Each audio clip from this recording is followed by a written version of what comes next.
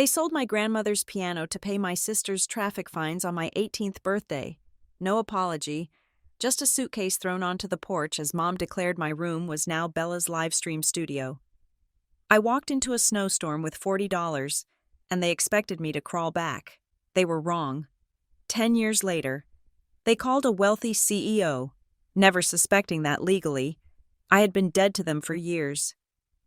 My name is Liliana Ashmore, and for the first 18 years of my life, I was a ghost haunting the hallways of my own home. I learned early on that visibility was a trap. To be seen was to be criticized, to be useful, or to be the target of a joke. So I mastered the art of silence. I learned to walk on the floorboards that did not creak. I learned to breathe shallowly so my chest would not rise and fall too noticeably. But on this specific Tuesday in November, I could not keep my heart from hammering against my ribs like a trapped bird. I held the envelope in hands that were red and chapped from scrubbing the patio furniture earlier that morning. It was thick, creamy paper, the kind that promised a future. The University of Washington. I had read the first paragraph 10 times. Accepted, not just accepted, but awarded the Provost Scholarship. It covered 50% of my tuition. 50% was a miracle. The other 50% was in the savings account I had been building since I was 14. Bussing tables at a greasy spoon diner on the edge of town and walking dogs for the wealthy neighbors 3 streets over. I had done the math 1,000 times. If I worked 20 hours a week during the semester and full-time in the summer, plus my savings, I could leave. I could finally leave. The sound of shattering glass snapped me out of my reverie. I shoved the letter into the back pocket of my jeans and hurried out of the laundry room. Our living room, usually a shrine to my mother's obsession with beige and cream aesthetics, had been transformed into a chaotic nightclub scene. It was not a holiday, it was not a weekend, and it certainly was not acknowledged that today was my 18th birthday. No, this was a Tuesday, and my 20-year-old sister, Bella, had decided she needed content. Bella was the sun around which the Hawthorne household orbited. She was beautiful in a way that required constant maintenance and aggressive lighting. Currently, she was standing on the coffee table, holding a bottle of champagne that cost more than my monthly food budget, screaming for her friends to look at the camera. "Liliana," my mother's voice cut through the bass of the music. Deborah Hawthorne did not shout. She projected. "Someone dropped a flute. Clean it up before Bella steps on it." I did not argue. I never argued. I grabbed the dustpan and brush. As I knelt to sweep up the shards of crystal near the velvet sofa, Bella looked down at me. She did not see a sister. She saw a prop, or perhaps just an obstacle. "Move, Liliana. You are ruining the aesthetic," Bella snapped, flicking her hair back. "And stop looking so miserable. It brings down the vibe." I swept the glass into the pan. "Happy Tuesday to you too, Bella," I whispered, too low for her to hear. I retreated to the kitchen to dump the glass. The noise from the living room was a physical weight, but the letter in my pocket felt like armor. I just needed to check the numbers one last time.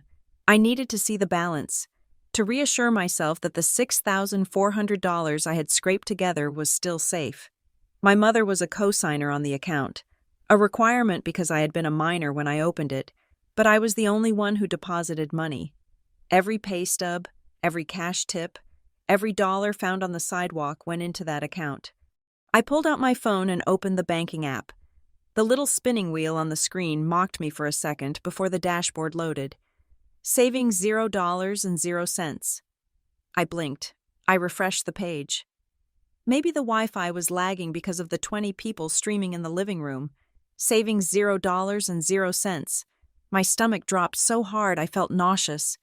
The world tilted on its axis. I tapped on the transaction history.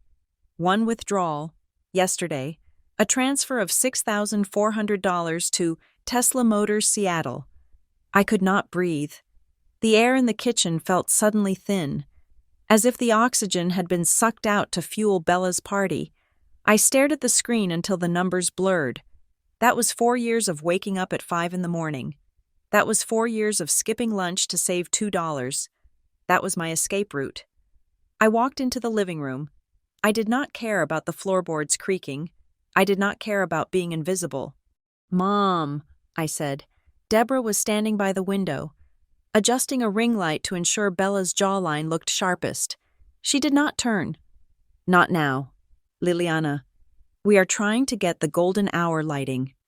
Where is my money?"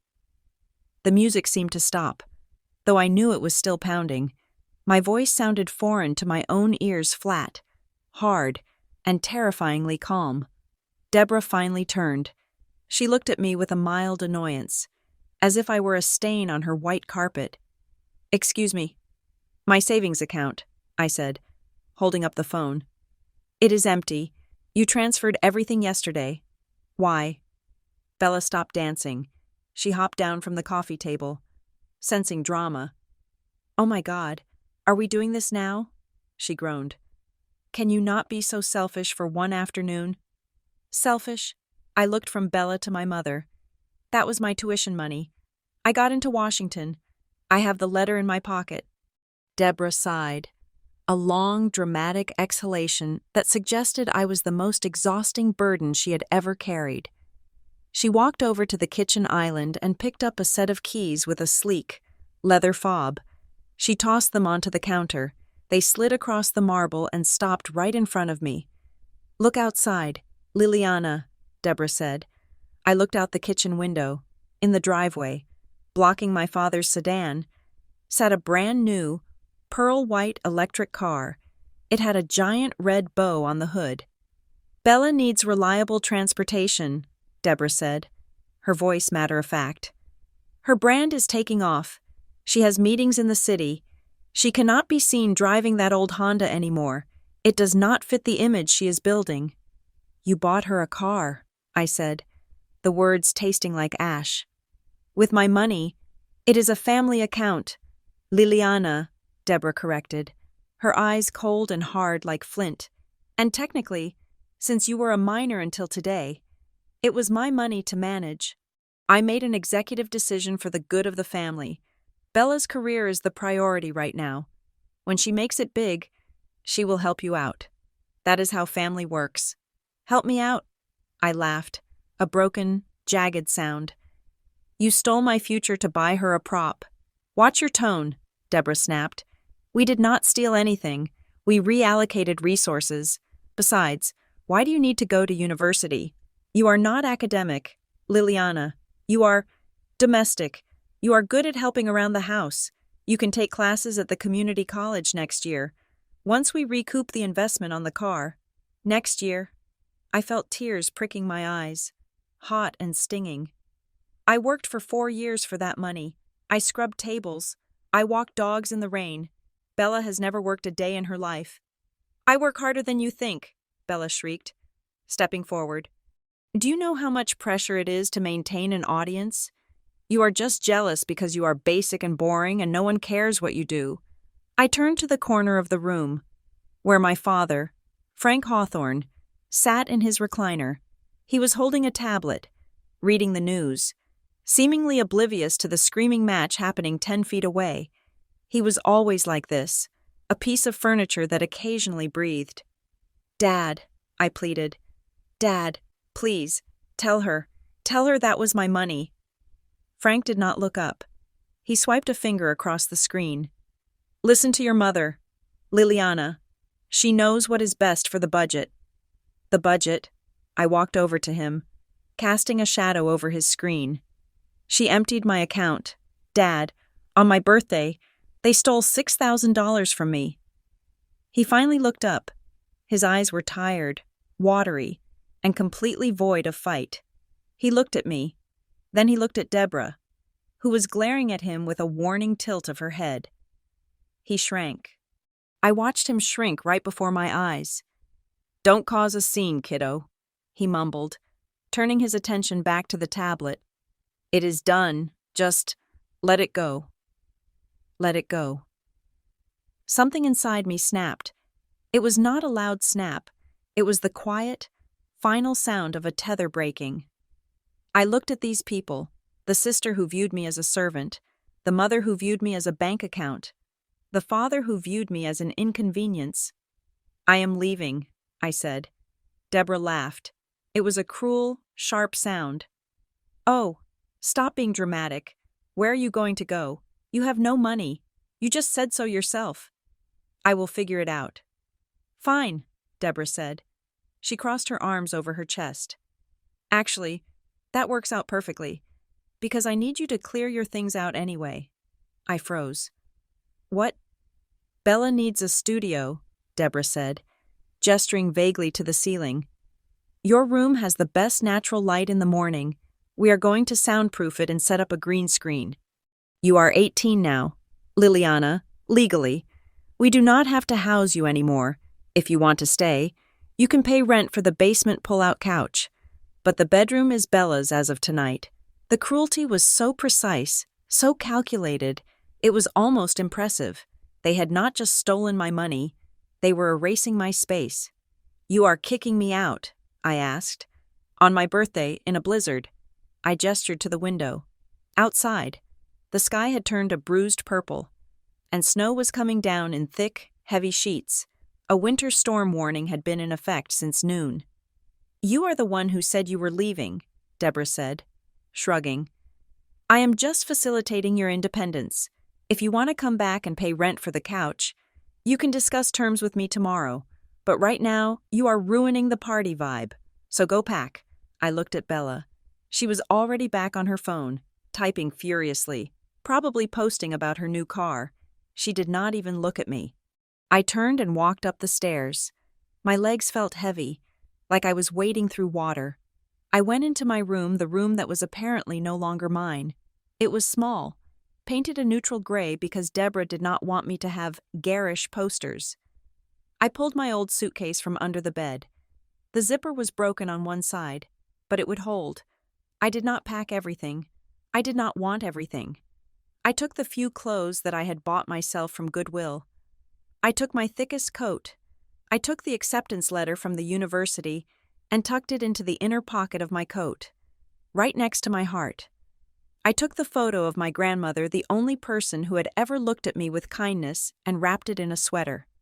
I checked my wallet. $40, two $20 bills I had kept in my pocket from my last shift. That was it. That was my net worth. When I walked back downstairs, the party was in full swing. Someone had turned the music up. A group of girls were laughing in the kitchen, opening the fridge like they owned it. Deborah was pouring champagne. No one stopped me. No one asked where I was going. No one said happy birthday. I walked to the front door. My hand hovered over the knob. A small, stupid part of me waited. It waited for my dad to run from his chair and stop me. It waited for Mom to realize she had gone too far. It waited for a miracle, but the only sound was the bass of a pop song and Bella's shrill laughter. I opened the door and the wind hit me instantly. A physical slap of ice and snow. The world outside was white and hostile. I stepped onto the porch. The snow was already ankle-deep. I looked back through the window one last time. The living room was bathed in the warm, golden glow of the lamps and the ring light. It looked cozy. It looked like a home. I could see Frank still in his chair. I could see Deborah toasting with Bella. They looked like a family. A perfect, happy, complete family. And I realized, with a clarity that cut deeper than the cold, that they were happier without me. I was not a member of the family. I was a defect they had finally corrected. I gripped the handle of my suitcase until my knuckles turned white.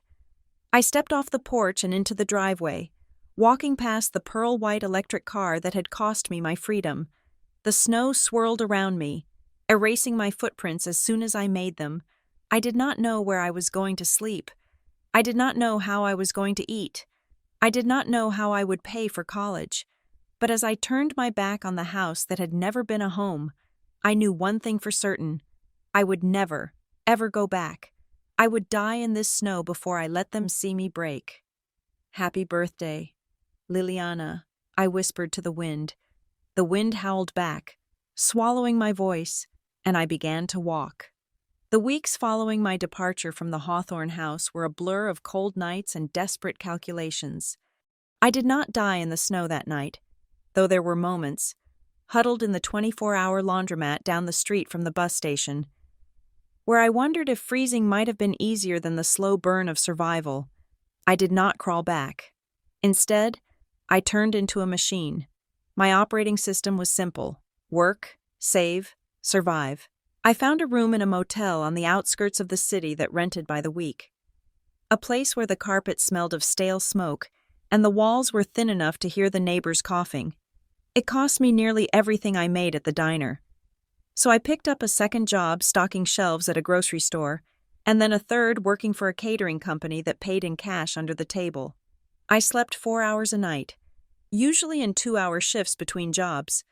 I ate day-old bread that the bakery threw out at closing time and peanut butter I bought with coupons. I lost 10 pounds in the first month. My cheekbones became sharper, my eyes wider and darker, rimmed with purple shadows that no amount of cold water could wash away. Eventually, the motel became too expensive. I used my first month of savings to buy a rusted 20-year-old sedan from a mechanic who took pity on me. It had no heating and the passenger door did not open, but the back seat laid flat. That car became my home. I parked it in hospital parking lots where security guards rarely checked, or behind the library where I used the free Wi-Fi to keep up with my scholarship applications. I showered at the gym where I used a free trial membership that I kept renewing with different email addresses. It was a miserable existence, but it was mine. Every dollar I saved was a brick in the wall I was building between me and my past. I was exhausted, filthy, and constantly hungry, but I was free. Then came Christmas Eve. For most people, Christmas Eve is a time of warmth, of family gatherings, of eggnog by the fire. For me, it was the busiest night of the year for the catering company. We were working a high-profile charity gala for a conglomerate called Aurora Holdings. The event was being held in the grand ballroom of the Fairmont Olympic Hotel. It was a world of crystal chandeliers, floor-length silk gowns, and tuxedos that cost more than my car. I arrived at the hotel service entrance at 3 p.m. My uniform was a black button-down shirt that was 2 sizes too big and stiff black trousers. I had pulled my hair back into a tight bun to hide the fact that I had not washed it in 3 days. "Move it! You are blocking the loading dock!" yelled Henderson, the catering manager. He was a short, red-faced man who thrived on the power he held over minimum-wage workers. "We have 500 guests arriving in 4 hours. If this room is not set to perfection, I am docking everyone's pay." I kept my head down and carried crates of glassware. The crates were heavy, digging into my shoulders, but I focused on the rhythm of my steps. 1, 2, 3, do not drop it. 1, 2, 3, do not pass out. I had not eaten since 6 that morning, just a slice of dry toast and black coffee. The smell of the food being prepared in the kitchen, roasted lamb, truffle mashed potatoes, warm brioche rolls, was torture. My stomach cramped violently, a sharp, twisting pain that made my vision swim. I ignored it. I had to ignore it. This shift paid double time. This shift was my textbooks for the spring semester. By 8 p.m, the gala was in full swing. The ballroom was a sea of diamonds and laughter. A string quartet played soft holiday music in the corner. My job was to circulate with a heavy silver tray of red wine, offering refills to guests who barely looked at me. To them, I was not a person. I was a floating hand holding a beverage. I was part of the furniture. "More wine, sir?" I asked a man in a velvet tuxedo. He nodded without breaking eye contact with his conversation partner, taking the glass and waving me away like a fly. I moved to the next group. My legs were trembling. The exhaustion was hitting me in waves now, a physical pressure behind my eyes. The room was too hot. The smell of expensive perfume was cloying, mixing with the scent of roasted meat to make me dizzy. I approached a large circular table near the center of the room. It was the VIP table. I knew this because the centerpiece was twice as large as the others, a towering arrangement of white roses and winter berries. Would anyone care for... The room tilted, just for a second, but a second was all it took. My heel caught on the edge of the thick Persian rug. My knees buckled. I tried to correct my balance, but the heavy silver tray tipped forward. Gravity took over. Time seemed to slow down. I watched in horror as 3 full glasses of Cabernet Sauvignon slid off the tray. They tumbled through the air, dark red liquid arcing like blood, and crashed onto the pristine white tablecloth and the beige carpet below. The sound of shattering glass cut through the chatter like a gunshot. Silence rippled outward from the table. The string quartet seemed to falter. I fell to my knees, not out of reverence, but because my legs finally gave out. I scrambled to pick up the shards, my hands shaking uncontrollably. "I am sorry," I gasped, my voice cracking. "I am so sorry. I will clean it up. I am so sorry." "What is the matter with you?" Henderson's voice boomed from behind me. He materialized out of the crowd, his face purple with rage. He grabbed my arm, his fingers digging into my bicep hard enough to bruise. "Look at this mess, you clumsy, incompetent idiot. Do you have any idea how much this carpet costs?" "I tripped," I whispered, fighting back tears. "I am sorry, sir." "Sorry does not get the stain out," Henderson shouted. He did not care that 500 of the city's wealthiest people were watching. He only cared about his contract. "Get out. You are done. You are fired. And do not think you are getting paid for tonight. That money is going toward the cleaning bill." "Please," I begged, the desperation clawing its way out of my throat. "Please, I need this shift. I worked 8 hours. You can't keep my pay." "Watch me. Get out of my sight before I call security to drag you out." He shoved me. It was a small shove, but in my weakened state, it sent me sprawling backward onto the floor. I looked up, expecting to see disgust in the faces of the guests. I expected to see the same look my mother had given me, the look that said I was broken, wrong, unwanted. "That is quite enough," a voice said. It was not a loud voice. It was calm, melodious, and carried an authority that made Henderson freeze instantly. A woman stood up from the table where I had dropped the wine. She was tall, with silver hair swept back in an elegant chignon. She wore a deep emerald gown that shimmered under the lights. She did not look at the stain. She did not look at Henderson. She looked at me. "Mrs. Sterling," Henderson stammered, his aggression evaporating into oiliness. "I apologize profusely. This girl is new. She is incompetent. I am removing her immediately." "You will do no such thing," the woman said. She walked around the table, her movements fluid and graceful. She stopped in front of me and crouched down. She was kneeling on the floor in her couture gown, right next to the wine stain. "Are you hurt?" she asked. Her eyes were gray and sharp, but there was a warmth in them that I had never seen directed at me before. I am fine," I managed to say. "I am sorry about the wine, ma'am." "It is just wine," she said dismissively. She reached into her clutch and pulled out a silk handkerchief. She gently took my hand.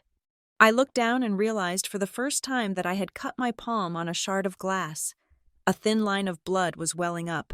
She pressed the handkerchief to my hand. "You are bleeding. Mrs. Sterling, please, let me handle this trash," Henderson interjected. Stepping forward, the woman stood up. Pulling me with her, she turned to Henderson. The temperature in the room seemed to drop 10 degrees. "Mr. Henderson, if you ever speak to a member of your staff like that in my presence again, Aurora Holdings will find a new catering vendor by morning. Is that clear?" Henderson turned pale. "Yes, ma'am. Crystal clear." "Good. Now, this young woman is clearly exhausted and injured. She is finished working for the evening, and you will pay her for the full shift, plus overtime for the injury sustained on your watch." "Yes, Mrs. Sterling." Henderson scurried away like a frightened rat. I stood there, trembling, holding the silk cloth to my hand. "Thank you," I whispered. "I should go." "Nonsense," a deep voice rumbled. I turned to see the man who had been sitting next to her. He was older, with broad shoulders and a neatly trimmed white beard. He had kind eyes that crinkled at the corners. This was Arthur Sterling, the chairman of the company. I recognized him from the newspapers. "You look like you are about to faint, young lady," Arthur said. He pulled out the empty chair next to him, the chair where a guest had presumably failed to show up. "Please," Sit. I cannot, I said, horrified. I am the help. I cannot sit at the VIP table. It is my table, Arthur said simply. And I say you can sit, Eleanor. Sit, Eleanor Sterling ordered gently. She placed a hand on my back and guided me into the chair. The entire ballroom was watching. I could feel their eyes. The girl in the ill-fitting waiter's uniform sitting between the two most powerful people in Seattle. I wanted to disappear. I wanted to sink through the floor. But at the same time, the chair was soft. My legs stopped screaming. A waiter, one of my coworkers, approached nervously. "Bring her a plate," Arthur said. "And a glass of water. No, bring her some sparkling cider." "Yes, Mr. Sterling." For a moment, no one spoke. I sat with my hands in my lap, clutching the bloody handkerchief. I waited for them to ask. I waited for the questions that always came. Where are your parents? Why are you living like this? What did you do to deserve this? So, Eleanor said, picking up her fork as if nothing unusual had happened. I noticed you were admiring the architecture of the ceiling earlier before the event started. I saw you looking up. I blinked. Yes, the plasterwork. It is Beaux-Arts style. The detailing on the cornice is original to the 1924 renovation. It is beautiful. Arthur smiled. It was a genuine smile. You know your buildings. I read a lot, I said quietly. What is your name? Eleanor asked. Liliana? Well, Liliana, what do you do when you are not terrorizing Mr. Henderson? Arthur teased gently. I am a student, I said. Or I will be. I start university in January, if I can make the tuition. What is your major? Architecture, I said. The word felt holy in my mouth. I want to design spaces that make people feel safe, spaces that hold you. I did not say because I have never felt safe inside a house in my life. I did not say because I sleep in a car and the world feels too big and open. A noble pursuit, Arthur said thoughtfully. Landscape or structural? I am interested in the intersection of both, I said, forgetting my hunger for a moment. How the built environment interacts with the natural one, biophilic design. The food arrived, a plate of roasted lamb, steaming hot, with rosemary potatoes and glazed carrots. The smell hit me, and my mouth watered so painfully it almost hurt. Eat, Eleanor said softly. The speeches are boring anyway. I picked up the heavy silver fork. My hand was still shaking, but less so. I took a bite of the potatoes. They were rich, buttery, and warm. Heat spread through my chest, chasing away the cold that had settled in my bones over the last month. I ate slowly, trying to be polite, but every bite felt like salvation. Arthur and Eleanor continued to talk to me. They asked about my favorite buildings in Seattle. They asked about the architects I admired. They argued playfully with each other about the merits of brutalism versus modernism. They did not ask about my family. They did not look at my dirty hair or my cheap shoes. They did not treat me like a charity case or a victim. They treated me like a dinner guest. They treated me like an equal. For the first time since I walked out into that blizzard, I felt human. I looked around the table at the crystal glasses reflecting the candlelight, at the faces of these strangers who had intervened when they had no reason to, and I felt a lump form in my throat that had nothing to do with the food. I was at rock bottom. I was homeless. I was broke. But as I sat there, warm and full, listening to Arthur Sterling describe the foundation of the Space Needle, I realized that rock bottom had a basement, and I had just been pulled up from it. Thank you, I said during a lull in the conversation. I looked at Eleanor. You did not have to do this. Eleanor looked at me over the rim of her glass. Her expression was unreadable, but her voice was firm. We build our legacies, Liliana, but sometimes the most important thing we build is a longer table, not a higher fence. I did not understand the full weight of her words then. I did not know that this meal was the first brick in a new foundation. I just knew that for tonight, I was not the girl sleeping in a frozen car. I was Liliana, the future architect, and that was enough to keep me alive for one more day. The week after the gala, I did not receive a check. I did not receive a hamper of pity food or a voucher for a hotel. Instead, I received an email sent to the account I had listed on my university application. It was formal, brief, and signed by the HR director of Sterling Architects. It was an invitation to interview for a junior internship, a position usually reserved for third-year students, not incoming freshmen. I walked into the glass-walled office building in downtown Seattle wearing a suit I had found at a thrift store for $12. I had spent 2 hours steaming it in the bathroom of the gym to get the wrinkles out. I expected Arthur Sterling to be there, smiling benevolently, handing me a job as a charity prize. I was ready to refuse. I had too much pride to be a mascot, but Arthur was not there. Instead, I faced a panel of 3 senior architects who grilled me for 90 minutes on load-bearing walls, sustainable materials, and the sketches I had included in my portfolio. They did not care that I was homeless. They cared that I understood the tensile strength of steel. When I walked out of that room, my hands were shaking, not from fear, but from adrenaline. 2 days later, I got the job. It paid $18 an hour. It was not a fortune, but for the first time in my life, it was money that no one could claim was theirs. That job was the first step. The Sunday dinners were the second. The first time Arthur invited me to their home in Medina. I almost said no. The house was a sprawling estate that looked like it had grown out of the forest floor, all cedar wood and floor-to-ceiling glass. It was beautiful, but to me, beautiful houses were dangerous places. They were stages where you had to perform. "Rules of the house," Eleanor said as I stood in their foyer, clutching a bottle of cheap wine I had bought with my first paycheck. "Shoes off at the door because Arthur tracks in mud. And no phones at the table. We disconnect to reconnect." I nodded, sliding my phone into my purse. I felt naked without it, in the Hawthorne house. My phone was my shield. It was how I avoided eye contact. It was how I pretended to be busy. Without it, I had nowhere to look but at them. That was when I met Ethan.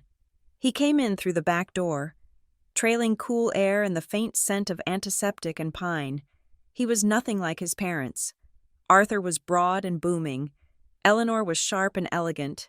Ethan was quiet. He had messy dark hair and eyes that seemed tired but kind. He was wearing a flannel shirt with a rip in the sleeve and jeans that had seen better days. "Sorry I'm late," he said, pulling off muddy boots. The surgery on the golden retriever went longer than expected. "Did she make it?" Eleanor asked, walking over to kiss his cheek. "She did."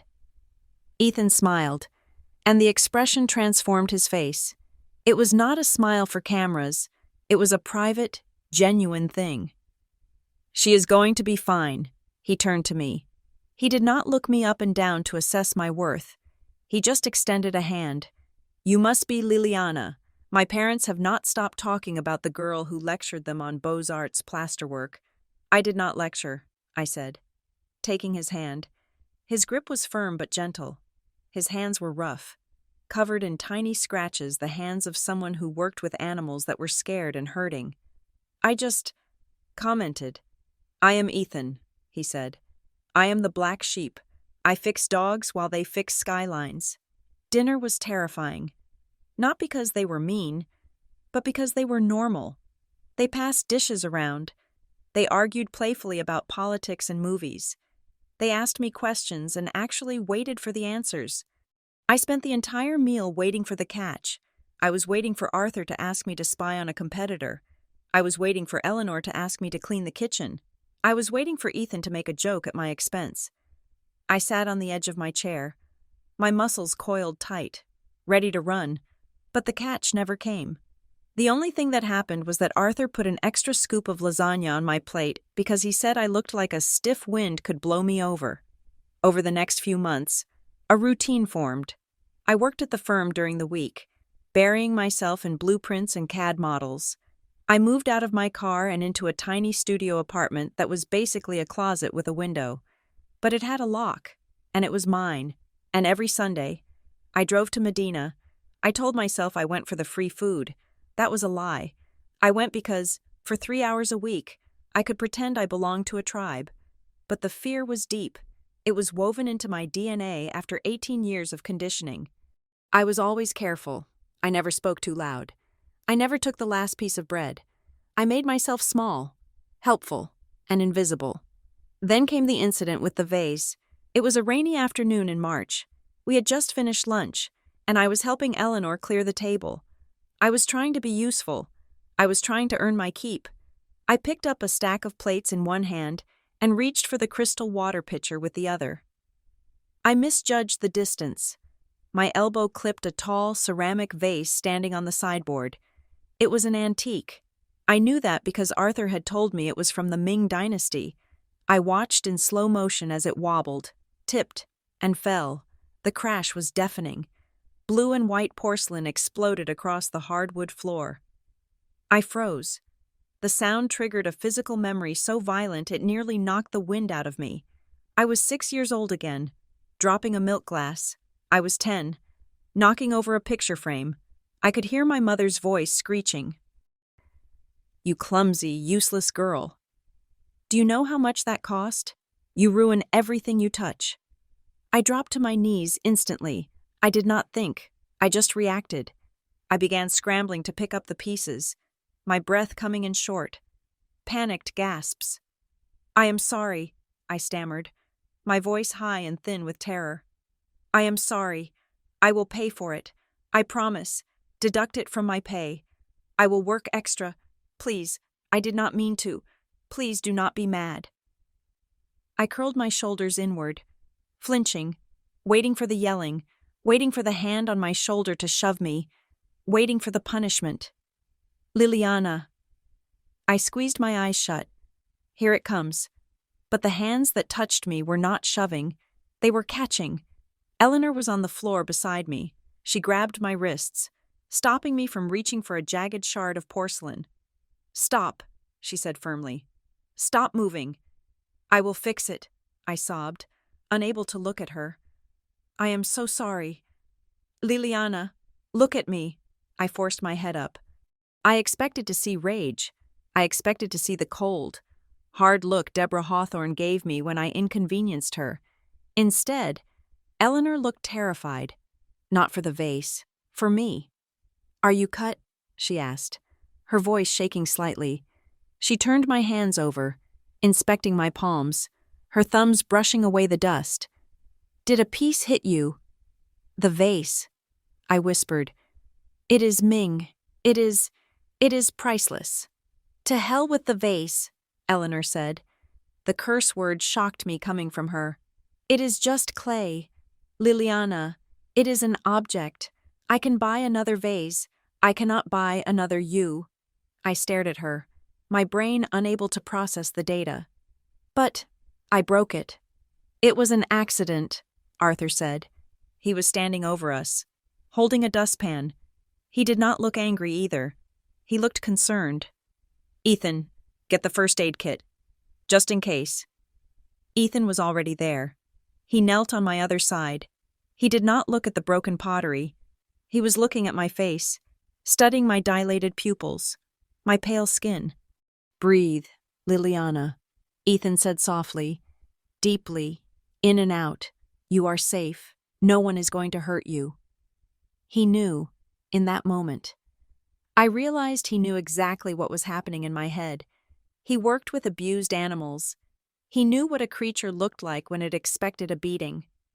I am not in trouble," I asked, my voice trembling. Eleanor pulled me into a hug.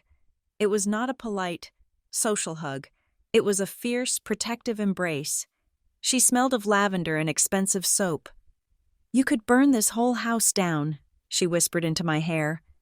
"And my only concern would be getting you out of the flames. Do you understand?" I did not understand. Not really. It went against every rule of survival I had ever learned. But as I sat there on the floor, surrounded by $1 million worth of shattered history, being held by a woman who cared more about my trembling hands than her antique, something inside me broke too. It was the wall I had built to keep the world out. It cracked. I started to cry. Ugly. Heaving sobs that I had been holding back for years. I cried for the 18-year-old girl in the snow. I cried for the little girl who was terrified of spilling milk. I cried because I was safe, and the safety felt more overwhelming than the danger ever had. They stayed with me on the floor until the crying stopped. They did not tell me to hush. They did not tell me I was being dramatic. They just let me be broken. That evening, the dynamic changed. I was sitting on the back porch, watching the rain drip off the cedar trees. My eyes were puffy, and I felt drained, but lighter somehow. Ethan came out and sat next to me on the swing. He handed me a mug of tea. "You know," he said, staring out at the yard. "My dad broke a window in the living room last year. He was trying to kill a fly with a golf club." I let out a watery laugh. "You are lying." "I wish I was." Mom laughed until she cried. Then she made him pay the glazier. He turned to look at me. "Objects are just objects, Liliana. In this house, people come first. Always." I took a sip of the tea. It was chamomile with honey. Exactly how I liked it. "Why are you so nice to me?" I asked. "I am just a stray."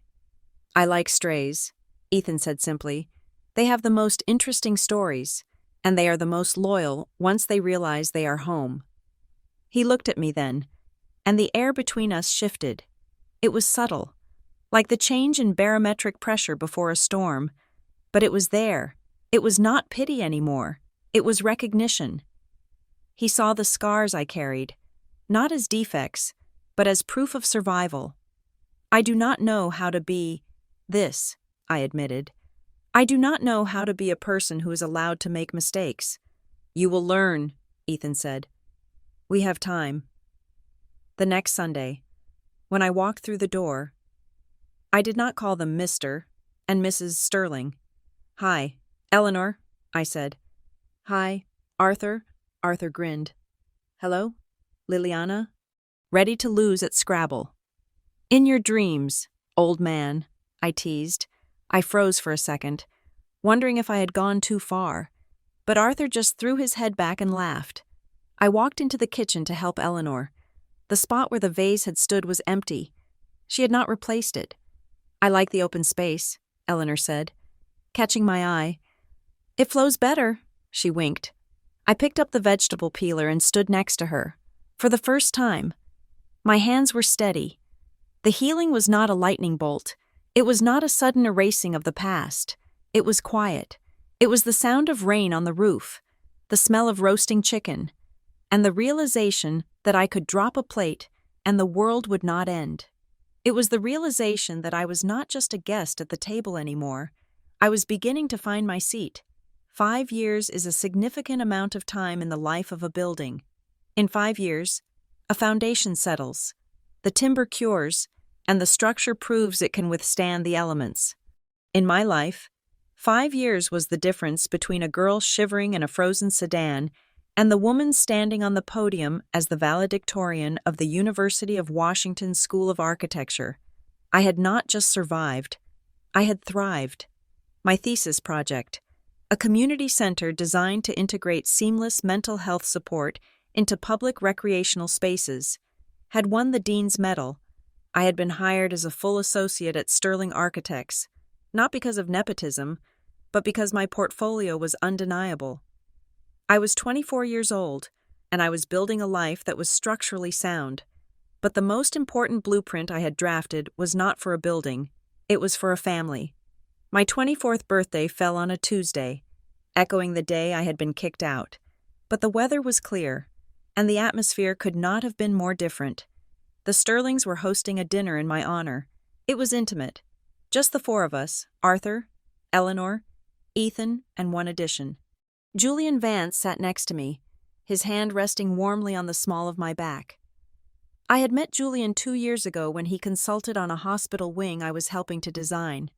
He was a trauma surgeon, a man who spent his days repairing bodies that had been broken by the world. He understood damage. He understood scars. He was 30 years old, with eyes the color of sea glass and a patience that rivaled the mountains. He knew about the hawthorns, He knew about the snowstorm, and he loved me not in spite of it, but with a fierce protectiveness because of it.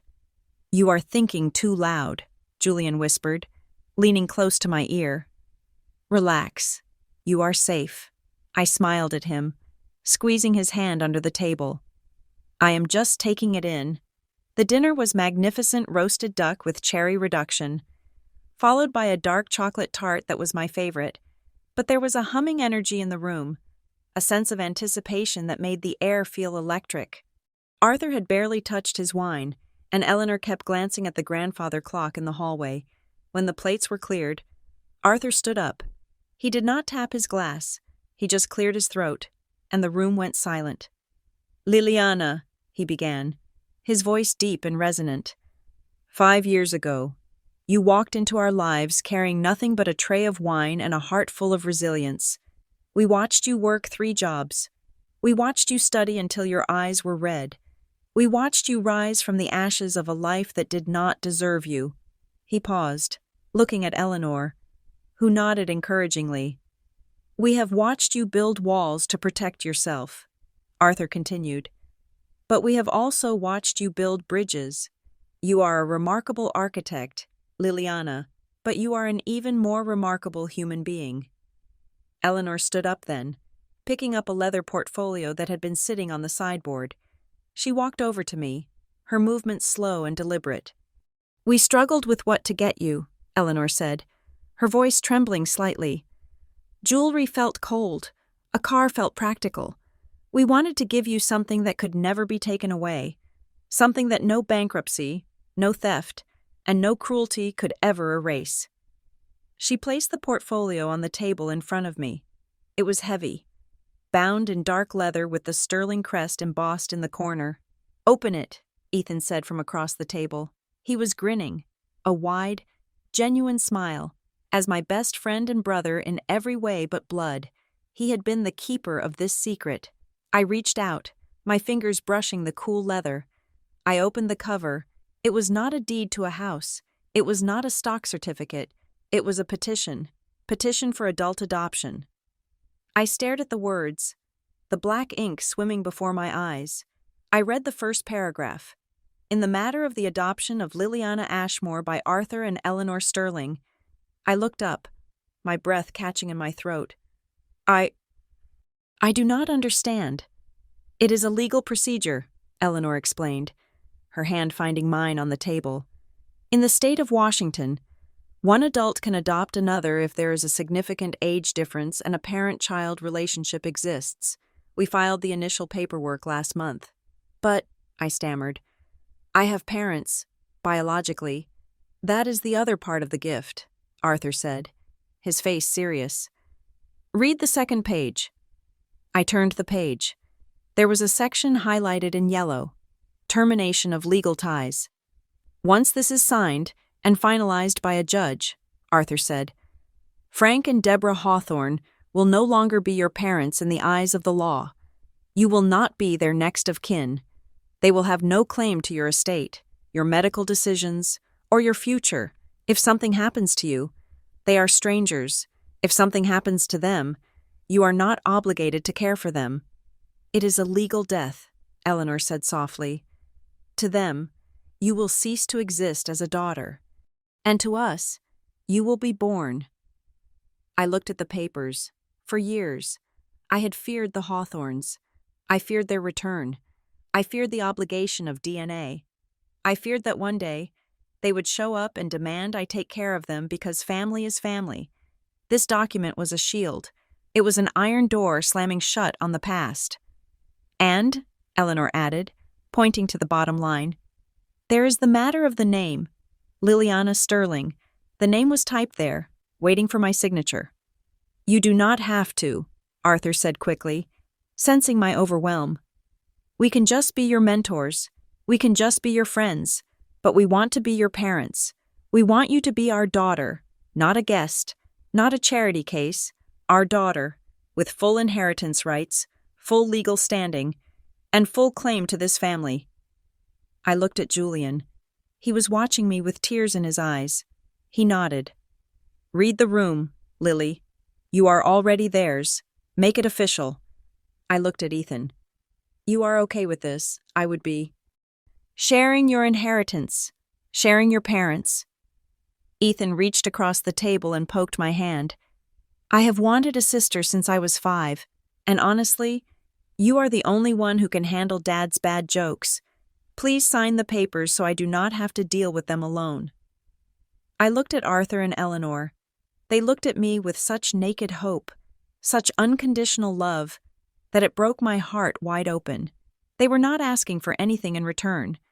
They were offering to share their name, their legacy, and their protection with a girl who had nothing to offer but herself. Yes, I whispered. Yes, Eleanor asked. Yes, I said louder, the tears finally spilling over. Yes, I want to be your daughter. Arthur produced a fountain pen from his pocket. It was heavy, made of black lacquer and gold. This was my father's pen, he said. I signed my marriage license with it. I signed the incorporation papers for the firm with it. And now, I want you to sign your name with it. I took the pen. My hand was shaking, but not from fear. It was the vibration of a tectonic plate shifting, settling into its permanent place. I pressed the nib to the paper. I signed Liliana Ashmore for the last time on the line, indicating the adoptee's current identity. Then, on the line below, for the future identity. I wrote it. The loops were strong, the lines decisive. Liliana Sterling, as I lifted the pen. The room seemed to exhale. Eleanor burst into tears and pulled me into a crushing hug. Arthur wrapped his arms around both of us, burying his face in my hair. Ethan joined the huddle, laughing and patting my back. Welcome home, kid, Arthur murmured. Officially, I felt lighter, physically lighter. The name Ashmore had been a burden, a reminder of every time I was told I was not enough. The name Sterling felt like armor. It felt like wings. We spent the next hour drinking champagne and passing the papers around like a newborn baby. But the night was not over. As the grandfather clock chimed 10, Julian cleared his throat. Well, he said, standing up and smoothing his jacket, that is a hard act to follow. But I am a surgeon, so I am used to high-pressure situations. The room went quiet again. Arthur and Eleanor exchanged a knowing look. They knew. Of course they knew. Julian walked around the table and stopped in front of me. He took my hand and pulled me to my feet. The fireplace cast a warm, flickering glow over his face. Liliana, he said, tonight, you chose a family. You chose parents who deserve you. You closed the door on a past that hurt you. He reached into his pocket and pulled out a small velvet box. But I want to talk about your future, he continued. You are the strongest person I have ever met. You built yourself from nothing. You designed structures that protect people, that give them shelter. You have been my shelter for 2 years. He dropped to one knee. I gasped, my hands flying to my mouth. The adoption papers were still sitting on the table, the ink barely dry. And now this. I cannot give you a new name, because you just got a great one. Julian smiled, his eyes locking onto mine. But I can give you a promise. I promise to be the one who stands beside you when the world gets loud. I promise to be the one who celebrates every victory, no matter how small. I promise that you will never, ever have to face a storm alone again. He opened the box. Inside sat a ring that made me gasp. It was not a traditional diamond. It was a sapphire, deep and blue like the ocean, flanked by 2 architectural baguettes of diamonds. It was structured, elegant, and strong.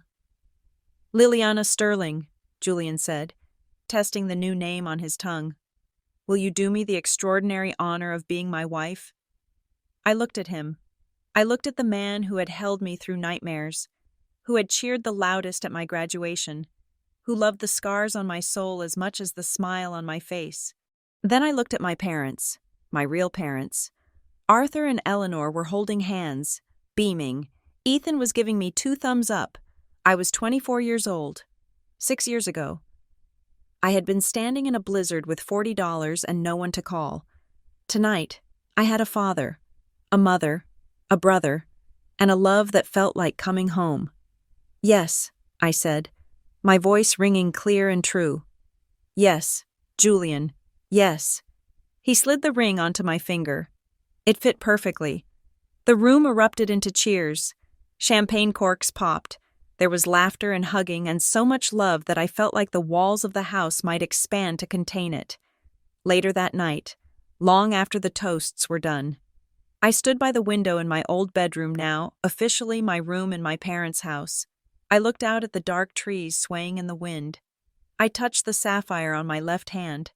Then I touched the copy of the adoption petition on the dresser. Liliana Hawthorne was gone. She had faded into the snow that night 6 years ago. Liliana Sterling was here, and she was loved. She was chosen, and she was ready for whatever came next. I turned away from the window, leaving the darkness outside where it belonged, and walked back into the light of my home. The architecture of a perfect life is not unlike the architecture of a skyscraper. You dig deep, you pour the foundation, you weld the steel, and you wrap it all in glass that reflects the sky. By the time I turned 29, my life was a gleaming monolith. I was a junior partner at Sterling Architects. My face had recently graced the cover of Architectural Digest under the headline, "The Visionary Reimagining Seattle's Skyline." My latest project, a vertical urban forest dubbed the Hanging Gardens of Babylon, was weeks away from its grand unveiling. It was a marvel of engineering terraced gardens cascading down 40 stories of glass in the heart of downtown Seattle. I stood in my corner office, looking out at the crane lifting a massive Japanese maple tree onto the 35th floor terrace. My phone buzzed on the mahogany desk. It was an unknown number. Usually my assistant, Sarah, filtered my calls, but she was out to lunch. I picked it up, expecting a contractor or perhaps a supplier about the imported limestone. "This is Liliana Sterling," I said, my voice practiced and professional. "Lily." The sound of that nickname was like a knife slashing through the silk of my reality. It was a voice I had not heard in 11 years. It was sharper now, frayed at the edges, but unmistakably familiar. It sounded like cheap perfume and desperation. I froze. My hand tightened around the phone until my knuckles turned white. I did not speak. I could not speak. "Lily, oh my God, I finally found you," the voice sobbed. It was a performance. I knew the cadence. It was the same tone used to get out of speeding tickets or to guilt a boyfriend into buying a purse. "It is Bella, your sister. Please, do not hang up. Oh God, please." I stood there, a statue in a $2,000 suit. My heart hammered a frantic rhythm against my ribs. Bella, the sister who had watched me walk into a blizzard and turned back to her party. "What do you want?" My voice was unrecognizable low, cold, stripped of all emotion. "It is Mom," Bella wailed. "She is sick, Lily. She is so sick. The doctors, they do not know if she is going to make it. And Dad is in trouble. He made some bad investments trying to pay for her treatment. We are losing the house. We are losing everything." She took a ragged breath, waiting for my reaction, waiting for the gasp of horror, waiting for the dutiful daughter to rush in with her checkbook. I said nothing. I looked out the window at the city I had helped build. I remembered the pearl-white electric car. I remembered the empty savings account. "Lily, are you there? We need you. We are family. I know we had our differences, but Mom is asking for you. She wants to see you before it is too late. Where are you? The magazine said you are in Seattle. Are you still at that big firm? How did you get this number?" I asked. I called the front desk. I told them it was a medical emergency. "Lily, please, you have to help us. You are rich now, right? I saw the article. You look so expensive. Surely you can spare something to save your own mother." The mask slipped, just for a second. The entitlement bled through the tears. "You look expensive. Surely you can spare something." "I have a meeting," I said. "Wait, do not you dare hang up on me. You owe us. We raised you. You ungrateful little—" I ended the call. I stared at the black screen of my phone. My hands were shaking, not with fear, but with a cold, vibrating rage. I sat down at my computer and did something I had promised myself I would never do. I typed Bella Hawthorne into the search bar. Her social media profiles popped up instantly. She was an influencer with a stagnant following. I scrolled through her recent posts. There were no hospital photos, no pleas for prayers for a dying mother. Instead, there were photos of her on a trip to Cabo 3 weeks ago. There were unboxing videos of designer shoes. But then I looked closer. The engagement on the posts was low. The comments were filled with bots. And in a photo from last week, posted from a luxury brunch, I zoomed in on the reflection in her sunglasses. It wasn't a high-end restaurant. It was a food court. I dug deeper. I paid a subscription fee to a background check service. It took 3 minutes to find the truth. Deborah Hawthorne was not in the hospital. She had renewed her driver's license last week, but there were liens, massive ones. There were 3 maxed-out credit cards in Bella's name. There was a foreclosure notice filed against my childhood home 2 months ago. And most damning of all, there was a small claims court judgment against Bella for unpaid wages to a personal assistant. They were not sick. They were broke. They were drowning in the debt of a lifestyle they could not afford. And they had found a life raft. Me. My phone buzzed again. A text message. Lily, please. Mom is coughing up blood. Don't be heartless. Call me back. A lie. A blatant, manipulative lie designed to trigger guilt. Then another text. If you don't help us, I'll go to the press. I'll tell them the famous architect abandoned her dying mother. Imagine what that will do to your reputation. I felt the panic rise then. It was a cold, slimy thing coiling in my stomach.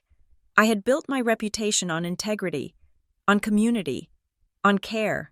A scandal like that, even if false, could stain the launch of the Hanging Gardens. It could embarrass the firm. It could embarrass Arthur and Eleanor. I grabbed my purse and walked out of the office. Cancel my afternoon, I told Sarah as I passed her desk. I have a family emergency. Is everything okay, Ms. Sterling? I don't know, I said. I drove straight to Medina. I did not go to my apartment. I went home, to the house that had saved me. I found Eleanor in the greenhouse, repotting orchids. The air was warm and smelled of damp earth and vanilla. It was a sanctuary. Liliana. Eleanor looked up, wiping dirt from her hands. She saw my face immediately. She saw the pale skin, the dilated pupils. She dropped her trowel. What happened? They found me, I whispered. Eleanor did not ask who. She knew. She stripped off her gardening gloves and walked over to me, her face hardening into the expression of a general preparing for war. Come inside, she said. We sat in the kitchen. I showed her the texts. I told her about the phone call. I told her about the background check. She threatened to go to the press, I said, my voice trembling. Eleanor, the project launches in 2 weeks. If she spreads lies about me abandoning a dying woman... She is bluffing, Eleanor said. She was reading the texts on my phone, her eyes scanning the threats with clinical detachment. You don't know them, I said. They are desperate. They lost the money. They lost the house. They have nothing left to lose. They will burn me down just to warm themselves for 5 minutes. Liliana, Eleanor said sharply, look at me. I looked up. You are not 18 years old anymore, she said. Her voice was steel wrapped in velvet. You are not a frightened little girl standing in the snow with $40. You are Liliana Sterling. You are the daughter of Arthur and Eleanor Sterling. You are the wife of Dr. Julian Vance. You have resources. You have lawyers. And most importantly, you have the truth. But the scandal? Scandals only stick to people who hide, Eleanor said. We are not going to hide. We are going to document. She pulled out her phone and dialed a number. Get me Marcus in legal. Yes, immediately. She looked at me while the phone rang. Did you reply? No. Good. Do not reply. Every word you say gives them ammunition. We are going to let them scream into the void while we build a fortress around you. Marcus, Eleanor said into the phone. It is Eleanor. We have a situation with Liliana's biological relatives. Harassment, attempted extortion, and threats of defamation. I want a cease and desist drafted within the hour, and I want a private investigator to document their financial status to prove the sickness is a fraud. Yes, go for the jugular. She hung up and took my hands. Her grip was warm and grounding. They think they are hunting a gazelle, Eleanor said, a fierce smile touching her lips. They do not realize they just walked into a lion's den. But the Hawthorns were not giving up that easily. 2 days later, the campaign began. It started with comments on the firm's Instagram page, user BellaStyle_official. It must be nice to build gardens for the rich, while your own family starves. Fake activist, hypocrite, user Deborah H. _mom. A mother's love is unconditional, even when her daughter forgets where she came from, praying for you. Lily. Then came the emails to the general inbox of the firm. Sob stories.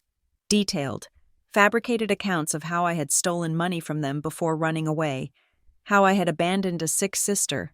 My colleagues began to whisper. I saw them looking at me in the break room, then looking away when I caught their eye. Ignore it, Julian told me that night. He held me while I paced our living room. It is noise. It is not just noise, I said. It is poison. They are trying to rewrite my history. Then write it louder, Julian said. The breaking point came on a Friday. I walked into the lobby of Sterling Architects and saw the receptionist, a young girl named Chloe, looking terrified. Ms. Sterling, she squeaked. There is a delivery for you. Sitting on the reception desk was a wreath, a funeral wreath, white lilies. The card read, In memory of the daughter we lost to greed. Come home before Mom dies. We forgive you. It was sick. It was twisted. It was a public declaration of war disguised as grief. I stared at the wreath. I could feel the eyes of the staff on me. I could feel the old shame rising up, the feeling that I was dirty, that I was drama, that I was a problem to be solved. But then I remembered Eleanor's voice. You are a Sterling. I picked up the card. I did not cry. I did not run. Chloe, I said calmly, please call building security and call the police. I would like to file a report for harassment and a restraining order. The police, Chloe stammered. Yes, I said. This is not a gift. It is a threat. And we do not accept threats in this building. I walked to the elevator, my head high. As the doors closed, I pulled out my phone. I had 10 missed calls from Bella. I did not block the number. Not yet. I needed the evidence. I went to my office and called Eleanor. They sent a funeral wreath to the office, I said. That was a mistake, Eleanor said. Her voice was icy calm. They just crossed the line from annoying to actionable. Are you okay? I am angry, I said. I am really, really angry. Good, Eleanor said. Use it. The launch is in 10 days. We are going to let them think they are winning. We are going to let them think we are scared. And then, when they step into the light to take their bow, we are going to turn on the floodlights. What is the plan? I asked. Arthur has an idea, Eleanor said. They want access to you. They want to be part of your success. Let's invite them. What? Not to the office, Eleanor clarified. To the trap. I listened as she outlined the strategy. It was cold.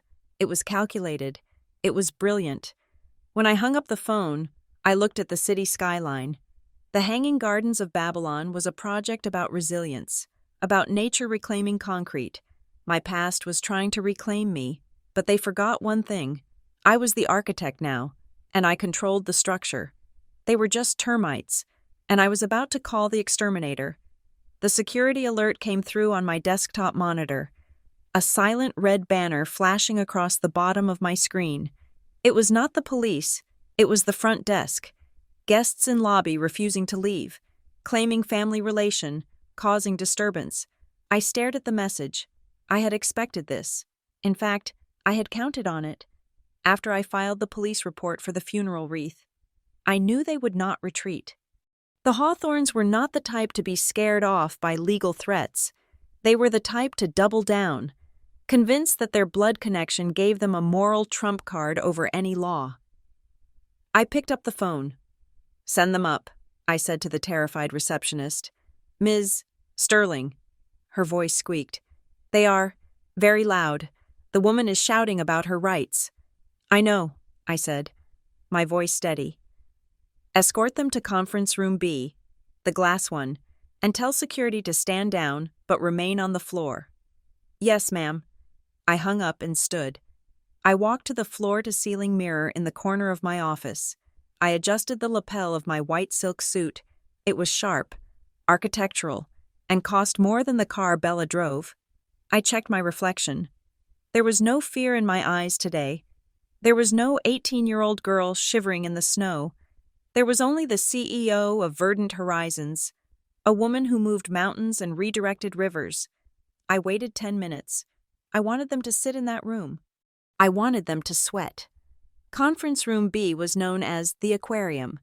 It was a box of seamless glass suspended over the atrium of the building. It offered a breathtaking view of the city, but it also made the occupants feel exposed, suspended in midair with nowhere to hide. When I finally walked down the hallway, I could see them through the glass walls. They looked like foreign objects in the sterile, high-design environment of my firm. Deborah was wearing a floral dress that was too tight and a heavy coat of foundation that cracked around her eyes. She was pacing, gesturing wildly at the view. Frank was sitting in one of the ergonomic leather chairs, slumped over, staring at his hands. And Bella was taking a selfie with the city skyline in the background, posing with a pout that looked ridiculous on a grown woman. I swiped my keycard. The glass door slid open with a soft hiss. "You certainly took your time," Deborah snapped before I had even fully entered the room. She turned to face me, her eyes sweeping over my suit, my shoes, the diamond studs in my ears. I saw the flash of greed, instant and naked. "Hello, Mother," I said. The word felt like a stone in my mouth, cold and heavy. "Hello, Dad. Bella?" "Liliana," Deborah exhaled. Changing her tone instantly to one of long-suffering martyrdom, she opened her arms, stepping toward me. "Look at you. You are so thin. Do you eat?" I sidestepped her embrace smoothly, walking to the head of the long marble table. I did not offer them water. I did not sit down. I stood with my hands resting on the back of the chairman's seat, establishing dominance. "You caused a scene in my lobby," I said. "You harassed my staff. You sent a death threat to my office. Give me one reason why I should not have you arrested for trespassing right now." "Trespassing?" Bella scoffed, dropping her phone into her purse. "We are your family, Lily. You cannot trespass on family." "I have not been your family for 10 years, I said. "Not since you locked me out in a blizzard." "Oh, stop being so dramatic," Deborah waved her hand dismissively, as if swatting away a fly. "That was a misunderstanding. We were teaching you a lesson about independence. And look," she gestured around the opulent room. "It worked. You made something of yourself. You should be thanking us. If we had coddled you, you would still be waiting tables." The rewriting of history was breathtaking. She actually believed it. She had convinced herself that her cruelty was actually tough love. "Is that why you are here?" I asked, my voice flat. "To receive my gratitude." "We are here because we forgive you," Deborah said benevolent why. She pulled out a chair and sat down uninvited. "We know you must feel terrible about running away and cutting us off. We know you are ashamed, but we are big enough to look past it. We are willing to let you back in." I looked at Frank. He had not looked up once. "Dad," I asked, "do you have anything to say?" Frank shifted in his chair. He looked older, grayer. He looked like a man who had been hollowed out. "Your mother needs help, Liliana," he mumbled to the table. "We all do." "Finally," I said. "The truth, I walked around the table and leaned against the glass wall, crossing my arms. Let's drop the act. I ran a background check.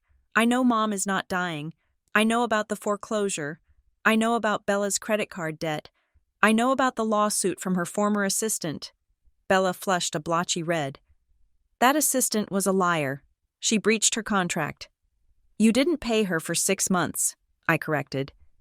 And now you owe her $40,000 that you do not have. The room went silent. The air conditioner hummed softly. Deborah stiffened. Her mask of benevolence slipped, revealing the desperation underneath. Fine, she said, her voice hard. You want to talk business? Let's talk business. You are rich. You are filthy rich. I saw the valuation of this company. You are sitting on millions. I earned every cent, I said. And you owe us, Deborah hissed. I raised you. I fed you. I clothed you for 18 years. That is an investment, and now it is time for the return on that investment. Your sister is in trouble, real trouble. These loan sharks. They are not like the bank. Liliana. They are threatening her. And the house? I asked. The bank is taking it next month, Frank whispered. So you want money, I said. We want what is fair, Deborah corrected. We are family. You have more than you can spend in 10 lifetimes. It is your duty to help us. I watched them. I studied them like I studied structural stress points in a failing building. They truly did not know. They thought I was still Liliana Hawthorne, their property. They had no idea that legally, the woman standing in front of them was a stranger named Sterling. How much, I asked. Deborah blinked. She hadn't expected it to be this easy. She exchanged a quick, greedy glance with Bella. We need to clear the debts, Deborah calculated quickly, her eyes darting. And save the house. And Mom needs medical treatments for her stress. And Bella needs a fresh start for her brand. Give me a number, I said coldly. Deborah took a deep breath. $500,000.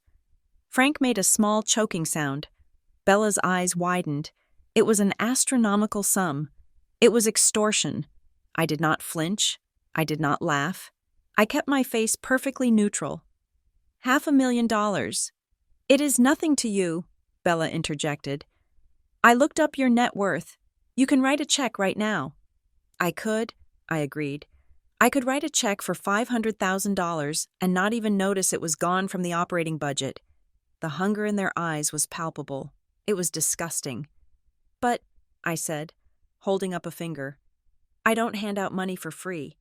If you want this check, you have to earn it. Earn it? Deborah bristled. I spent 18 years earning it by changing your diapers. That contract expired when you kicked me out, I said. This is a new deal, a business arrangement. What do you want? Bella asked, leaning forward. I have a reputation to maintain. I lied smoothly. The press has been digging into my background.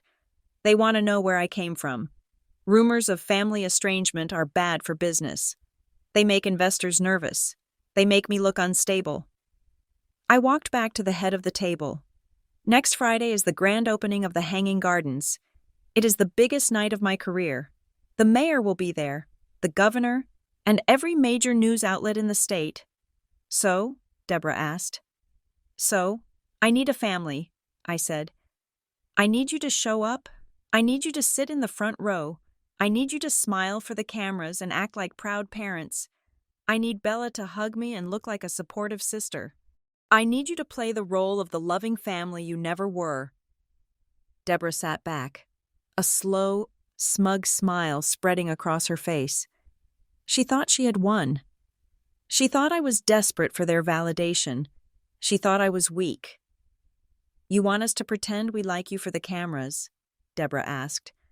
I want you to convince the world that we are a happy, united clan. I said, if you do that, if you get through the entire evening without causing a scene, without making a snide comment, without embarrassing me, then I will have a cashier's check for $500,000 waiting for you in my office the next morning. And the debts? Bella asked. The check covers everything. I said. You can pay off the sharks. You can save the house. You can buy all the fake followers you want. Deborah looked at Frank. See, I told you she would break. Blood is thicker than water. She stood up and smoothed her dress.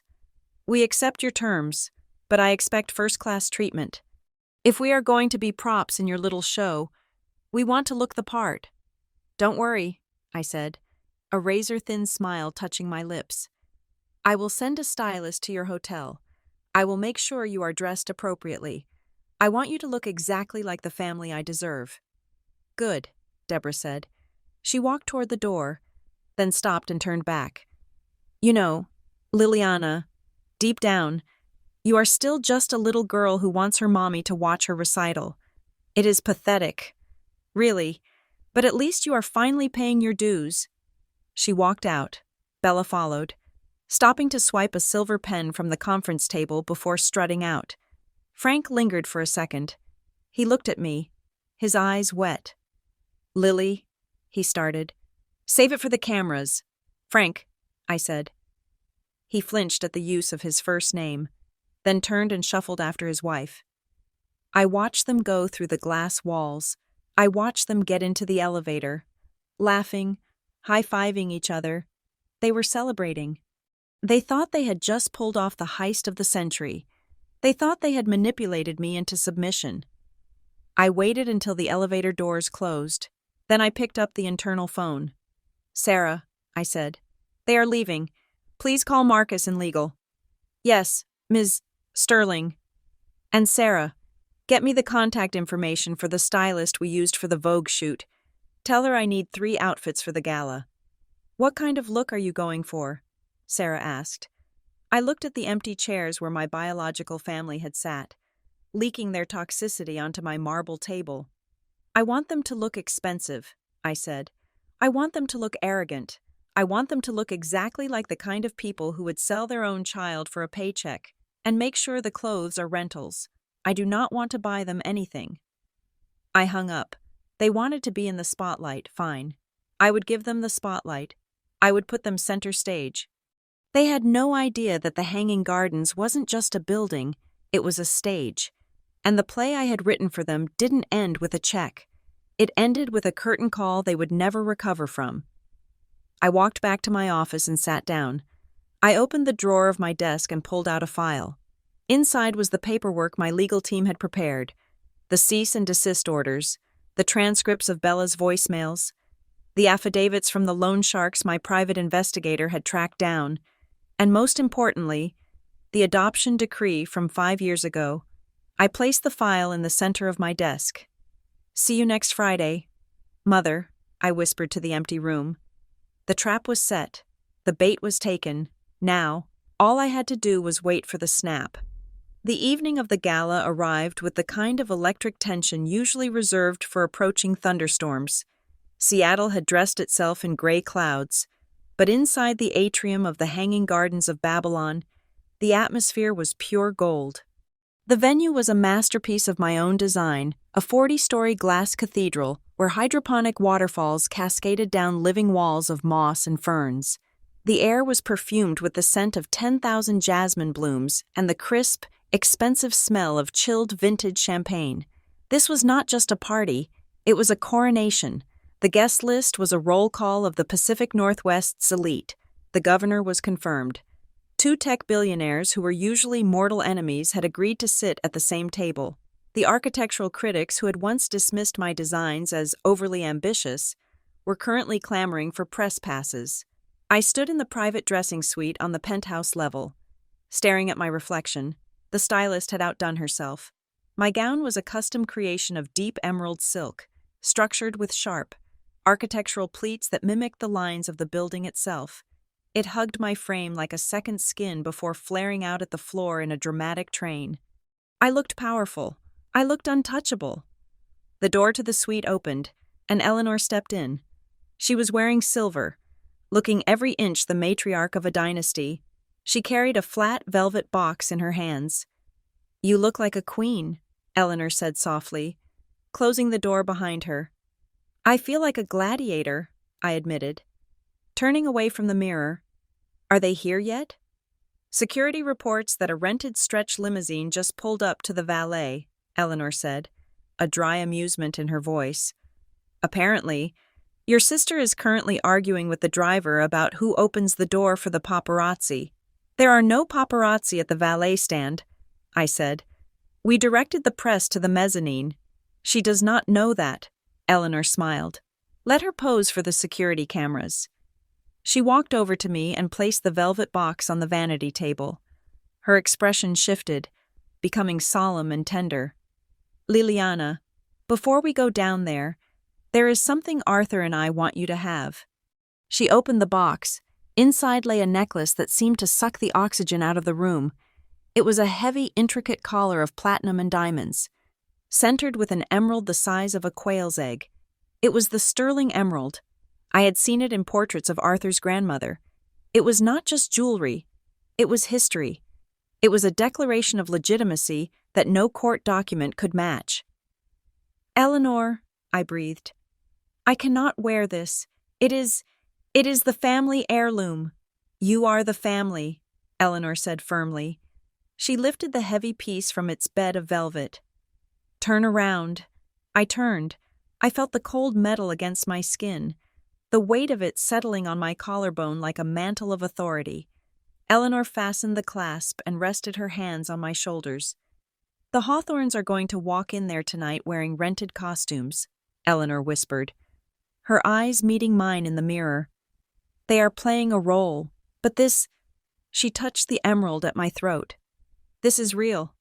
You are not pretending, Liliana. You are the heir to this legacy. Never let them make you feel like an imposter in your own life. I touched the stone. It felt cool and solid. Thank you, Mom, I said. Now, Eleanor patted my shoulder, shifting back to her general's demeanor. Let's go finish this. While I was being crowned with diamonds, the Hawthorns were busy constructing their own fantasy. My private investigator had been sending updates all day. It was pathetic, really, to fund their appearance tonight. Deborah had taken a high-interest loan from a predatory lender, using the non-existent equity of their foreclosed home as collateral. They had rented gowns that were flashy and dated sequins and tulle that screamed prom night rather than black tie gala. Bella had been posting nonstop since 6 a.m. Her Instagram stories were a fever dream of delusion. She had posted a video of herself getting her makeup done by a mall kiosk artist she had hired to come to their motel room with the caption, "Getting ready for my sister's big night, so proud to be the inspiration behind her success. Sisterly love 5 IP. She truly believed it. She believed that tonight was her debut. She thought she was going to walk the red carpet, hug the sisters she had tormented, and absorb my fame by osmosis. She had even planned a surprise speech. My PEI had intercepted a draft she had saved on her cloud drive. It was titled, "The Wind Beneath Her Wings," and was entirely about how Bella's sacrifices had allowed me to pursue my dreams. They were walking into a lion's den wearing meat suits, and they thought they were the guests of honor. I left the suite and found Julian waiting for me in the corridor. He looked devastating in a midnight blue tuxedo, but his face was serious. He was not looking at the dress or the diamonds. He was looking at my eyes. "Hey," he said, taking my hand. His thumb traced the line of my knuckles. "You okay?" "I am ready," I said. "That is not what I asked." Julian pulled me slightly aside, into a quiet alcove away from the bustling catering staff. "Lily, I know what they did to you. I know they deserve every bit of this. But I need to know that you are doing this for the right reasons. If we walk through those doors and execute this plan, there is no going back. You are going to humiliate them in front of the entire city. Are you sure you can live with that?" I looked at my husband. He was so good, so fundamentally decent. He healed people for a living. He stitched wounds. He did not inflict them. "They tried to extort me, Julian," I said quietly. "They threatened to destroy my career with lies if I did not pay them $500,000. They sent a funeral wreath to my office." "I know," Julian said. "This is not revenge," I said, stealing the words I had told myself 1,000 times. This is an exorcism. If I just pay them, they will come back next month. If I just ignore them, they will keep screaming. I have to show them, publicly and undeniably, that I am out of their reach. I have to break the delusion. Julian searched my face for a long moment. Then he nodded.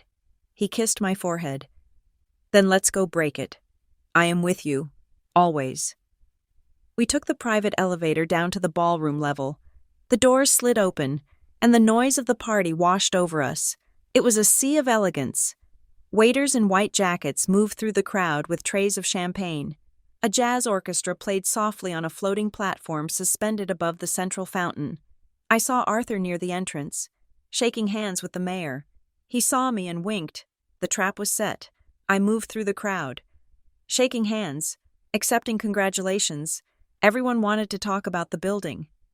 The integration of the vertical gardens is seamless. The architectural critic from the Times gushed.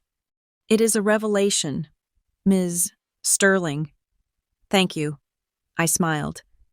We wanted to prove that nature and commerce can coexist. Ms. Sterling. The voice was shrill and cut through the ambient noise like a jagged piece of glass. I stiffened. The crowd parted. Near the entrance, the Hawthorns had arrived. They were a spectacle. Deborah was wearing a bright red dress that was so tight it looked painful, covered in cheap rhinestones that caught the light in all the wrong ways. Frank was in a tuxedo that was clearly a rental. The sleeves were too long. Swallowing his hands, and Bella.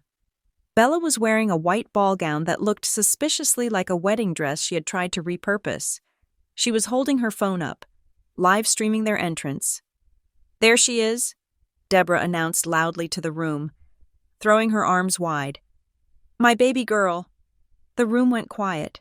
People turned to stare. This was the polite society of Seattle. People did not shout. They did not make scenes. I pasted a frozen, polite smile on my face and waited as they approached. Deborah rushed at me, clearly aiming for a hug that would look good on camera. I stepped back, effectively using Julian as a shield. Deborah bounced off his arm. Mother, I said, my voice cool. You made it? Of course we made it, Bella chimed in, shoving her phone in my face. Say hi to my followers. Lily, we are at the Hanging Gardens launch. Look at this place. My sister built this. Please lower the phone, Bella, I said. This is a private event. Oh, don't be silly, Bella laughed, keeping the camera rolling. Everyone wants to see the family reunion. I saw the mayor watching us with a confused expression. I saw the tech billionaires exchanging amused glances. The Hawthorns looked exactly like what they were, crashers. Tacky, loud, and out of place. We have a table for you, I said, gesturing to the captain of the waitstaff. Jean-Luc will show you to your seats. Is it the head table? Deborah asked greedily. It is a special table. I said, the best view in the house. Jean-Luc, a man I had briefed personally, stepped forward with a tight, professional bow. If you would follow me, Madame, Monsieur. We had placed them perfectly. The ballroom was arranged in concentric circles around the main stage. The head table, where I would sit with the Sterlings and the mayor, was on a raised dais to the right. The other guest tables filled the floor, but we had set up one table, table 88, in a unique position. It was located on a small, isolated balcony that jutted out over the atrium. Directly opposite the main stage, it was technically a VIP box, but we had rigged the lighting so that 3 high-intensity spotlights were trained directly on it. From that table, you could see everything. But more importantly, from everywhere else in the room, you could see them. They were lit up like specimens in a jar. And because of the balcony structure, there was no way for them to easily mingle with the other guests without walking all the way back up a long exposed ramp. They were isolated. They were illuminated. They were trapped. Oh, look at this, Deborah squealed as Jean-Luc led them to the balcony. We have our own private section, Frank. Look, we are above everyone else. She waved down at the crowd like Eva Peron. The crowd, confused, politely ignored her. Perfect, Bella said. setting up a mini tripod on the table. "The lighting here is amazing for selfies." They sat down, preening. They ordered champagne. They looked down at the commoners on the floor, convinced that their isolation was a mark of superiority. They did not realize that they were not in a VIP box. They were in a witness box. I took my seat at the head table between Arthur and Julian. "They took the bait," Arthur murmured, taking a sip of his water. "They think they are royalty." "Wait until the speeches start," I said. Dinner was served, while the guests enjoyed lobster thermidor and Wagyu beef. I watched the Hawthorns. They were drinking heavily. I saw Deborah snapping her fingers at a waiter. I saw Bella talking into her phone, ignoring her food. I saw Frank looking uncomfortable, tugging at his collar, perhaps sensing that something was wrong, but too weak to say anything. Every time they moved, the spotlights caught the cheap sequins on Deborah's dress, making them flash aggressively. They were a visual discordance in my perfect symphony. At 8 o'clock, the lights in the main hall dimmed. The conversation died down. A hush fell over the room. The only things that remained illuminated were the stage and the balcony where the Hawthorns sat. They realized it instantly. Deborah looked around, blinking in the sudden darkness of the room, realizing that she was glowing in the dark. She smiled nervously and waved again. A few people chuckled awkwardly. "Ladies and gentlemen," the master of ceremonies announced, "please welcome the visionary behind Verdant Horizons, the architect of the Hanging Gardens, Liliana Sterling." The applause was polite, thunderous, refined. I stood up. The spotlight hit the emerald at my throat, turning it into a green fire. I walked to the stage. I looked out at the audience. I saw the faces of the people who respected me. I saw Julian, watching me with love. I saw Arthur and Eleanor, beaming with pride. And then I looked up at the balcony. Deborah was leaning forward, clutching her purse. She was ready. She was expecting me to introduce them. She was expecting the public acknowledgement that would validate her ego and, more importantly, unlock the check for $500,000 she thought was waiting for her. Bella had her phone aimed directly at me. I gripped the podium. The wood was cool under my palms. "Thank you," I said, my voice amplified clearly through the high-end sound system. "Tonight is a celebration of growth. It is a celebration of taking something that was barren and turning it into something living." I paused. "But before we talk about the future, we must acknowledge the foundation. No structure can stand without a solid base, and no person becomes who they are without the people who shape them." Deborah beamed. She nudged Frank. "Here it comes." Her face said, "Payday." "I have been asked many times about my origins," I continued, "about where I came from. Tonight, I have some special guests who have traveled a long way to be here. They claimed they wanted to be part of my success. They claimed they wanted to be seen." I looked directly at the balcony. "So," I said, my voice dropping an octave, becoming colder, sharper. "Let us see them." I signaled the lighting booth. The spotlights on the Hawthorn table intensified, turning from warm white to a harsh, interrogation-style bright white. They flinched, shielding their eyes. "To the people sitting in the box," I said. "You wanted the spotlight. You have it." The audience turned, craning their necks to look at the three people blinded by the light. "You asked for a seat at the table," I said. "But you forgot one thing. I design the tables, and I choose who sits at them." The smile dropped from Deborah's face. Bella lowered her phone. The stage was set. The players were in position, and I was about to bring the curtain down on the Hawthorn family drama once and for all. The spotlight I had commanded to shine on the balcony was meant to be a cage, a way to display the Hawthorns as the outliers they were. But I had underestimated one critical flaw in the architecture of a narcissist. They do not feel shame. They feel only attention. To Deborah Hawthorn, that harsh, interrogative white light was not an accusation, it was an invitation, instead of shrinking back. Deborah preened. She stood up, waving to the confused crowd below like royalty greeting their subjects from a palace terrace. And then, Realizing that being 40 feet above the action was not intimate enough for her ambition, she grabbed Frank's arm. "Come on." I saw her mouth the words, her gestures frantic and sharp. "We are going down there." They navigated the long spiral ramp that connected the mezzanine to the main ballroom floor. It took them 5 minutes, and for those 5 minutes, the entire room watched. It was a slow-motion car crash. Deborah was clutching the railing, her heels wobbling on the polished concrete.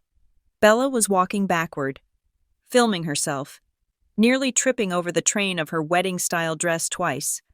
Frank trailed behind them, head down, looking like a man marching to the gallows. When they finally hit the ballroom floor, the energy in the room shifted. It was palpable. The air, previously filled with the hum of intellectual conversation and the clink of crystal, now carried a static charge of discomfort. I watched from the side of the stage, where I had retreated to speak with the master of ceremonies, a charming local news anchor named David. "Are those part of the program?" David asked, adjusting his cufflinks, his eyes wide. "They are the unscripted interlude," I said, my voice calm. "Just stick to the script. David, I will handle the improvisation." The Hawthorns did not come straight to me. No, Deborah wanted to establish her territory first. She made a beeline for the nearest cluster of guests, which happened to include the CEO of a major tech firm and his wife. I watched, fascinated and horrified, as Deborah tapped the billionaire on the shoulder. "Deborah Hawthorne," she announced, her voice carrying over the jazz band. "Liliana's mother. The woman who made all this possible." The CEO blinked, clearly taken aback by the woman in the rhinestone-encrusted red dress who was invading his personal space. Nice to meet you." "I hope you're enjoying the building," Deborah continued, grabbing a glass of champagne from a passing waiter without looking at him. "Liliana gets her eye for detail from me. You know, I used to make her scrub the floor tiles with a toothbrush until they sparkled. That is how you teach excellence. You don't get this." She gestured vaguely at the atrium. "Without a little discipline," the CEO's wife took a step back, her smile freezing into a grimace of polite horror. "Excuse us," she murmured. "We need to find our table." They fled, but Deborah did not notice the rejection. She just turned to the next victim. Bella, meanwhile, was conducting her own reign of terror. She had cornered a waiter near the fountain. "Excuse me," I heard her snap. "The lighting here is terrible for my lighting ring. Can you move that plant? It is casting a shadow on my cheekbones." "I cannot move the landscaping." "Miss," the waiter replied, terrified. "Do you know who I am?" Bella's voice rose, that familiar, grating whine that used to echo through the halls of my childhood home. "I am the architect's sister. If I want a plant moved, you move the plant, or do you want me to tell Liliana to fire you?" It was agonizing. It was low class, crude, and deeply embarrassing, but it was also perfect. They were showing everyone exactly who they were without me having to say a word. Then, Deborah turned and saw me. I was standing near the VIP alcove, talking to Arthur and Eleanor. Eleanor was fixing a stray lock of hair near my ear, her touch gentle and maternal. Arthur was laughing at something Julian had said, his hand resting paternally on Julian's shoulder. We looked like a unit. We looked like a fortress of warmth and class. The sight of it broke Deborah. I saw the change in her face. The smug satisfaction vanished, replaced by a flash of pure, hot jealousy. She could not stand it. She could not stand seeing me being daughtered by another woman. She could not stand seeing the respect, the ease, the love that flowed between us, things she had never been able to manufacture. No matter how much she demanded them. She stiffened. She grabbed Frank's arm again, her nails digging into his cheap suit jacket.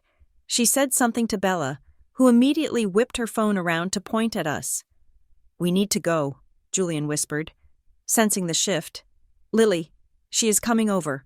Let her come," I said. But Deborah did not come to us. She realized that approaching us directly would mean acknowledging Eleanor.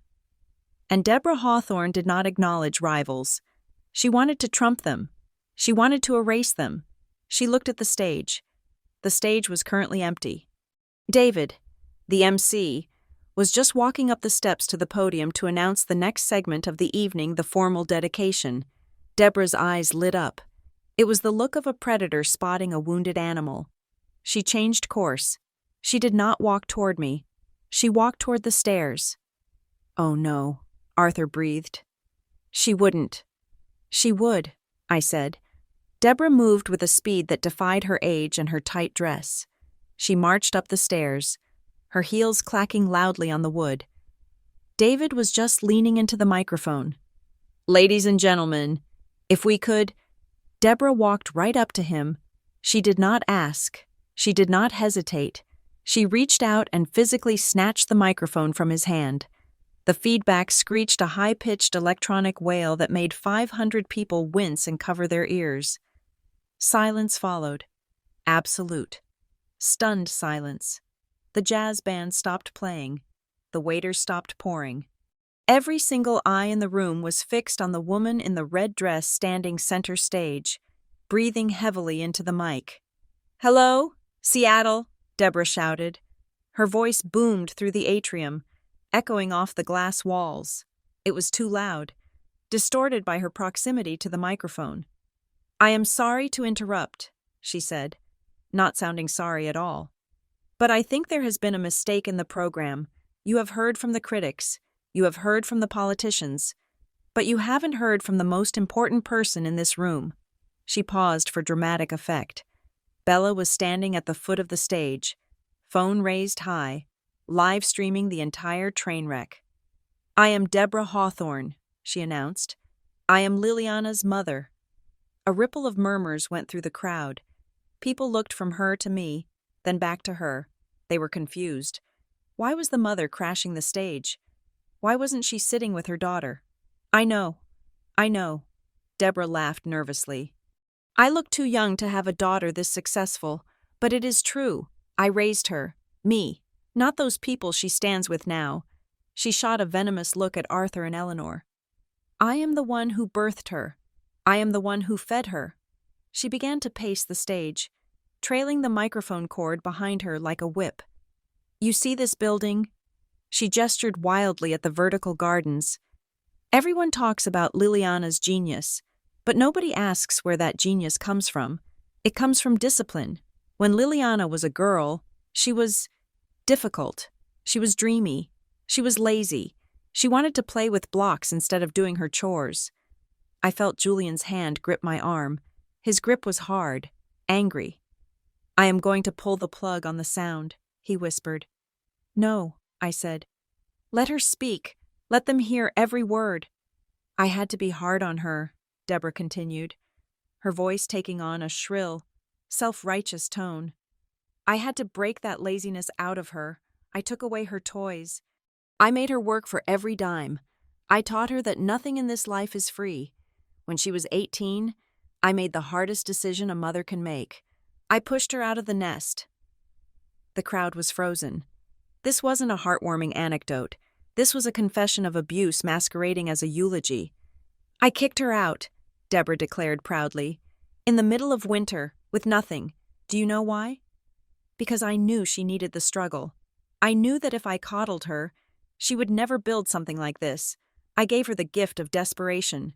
She smiled, expecting applause. There was none. There was only the sound of the waterfall and the horrified breathing of 500 guests. "And look at the result." Deborah spread her arms wide. "She is a CEO.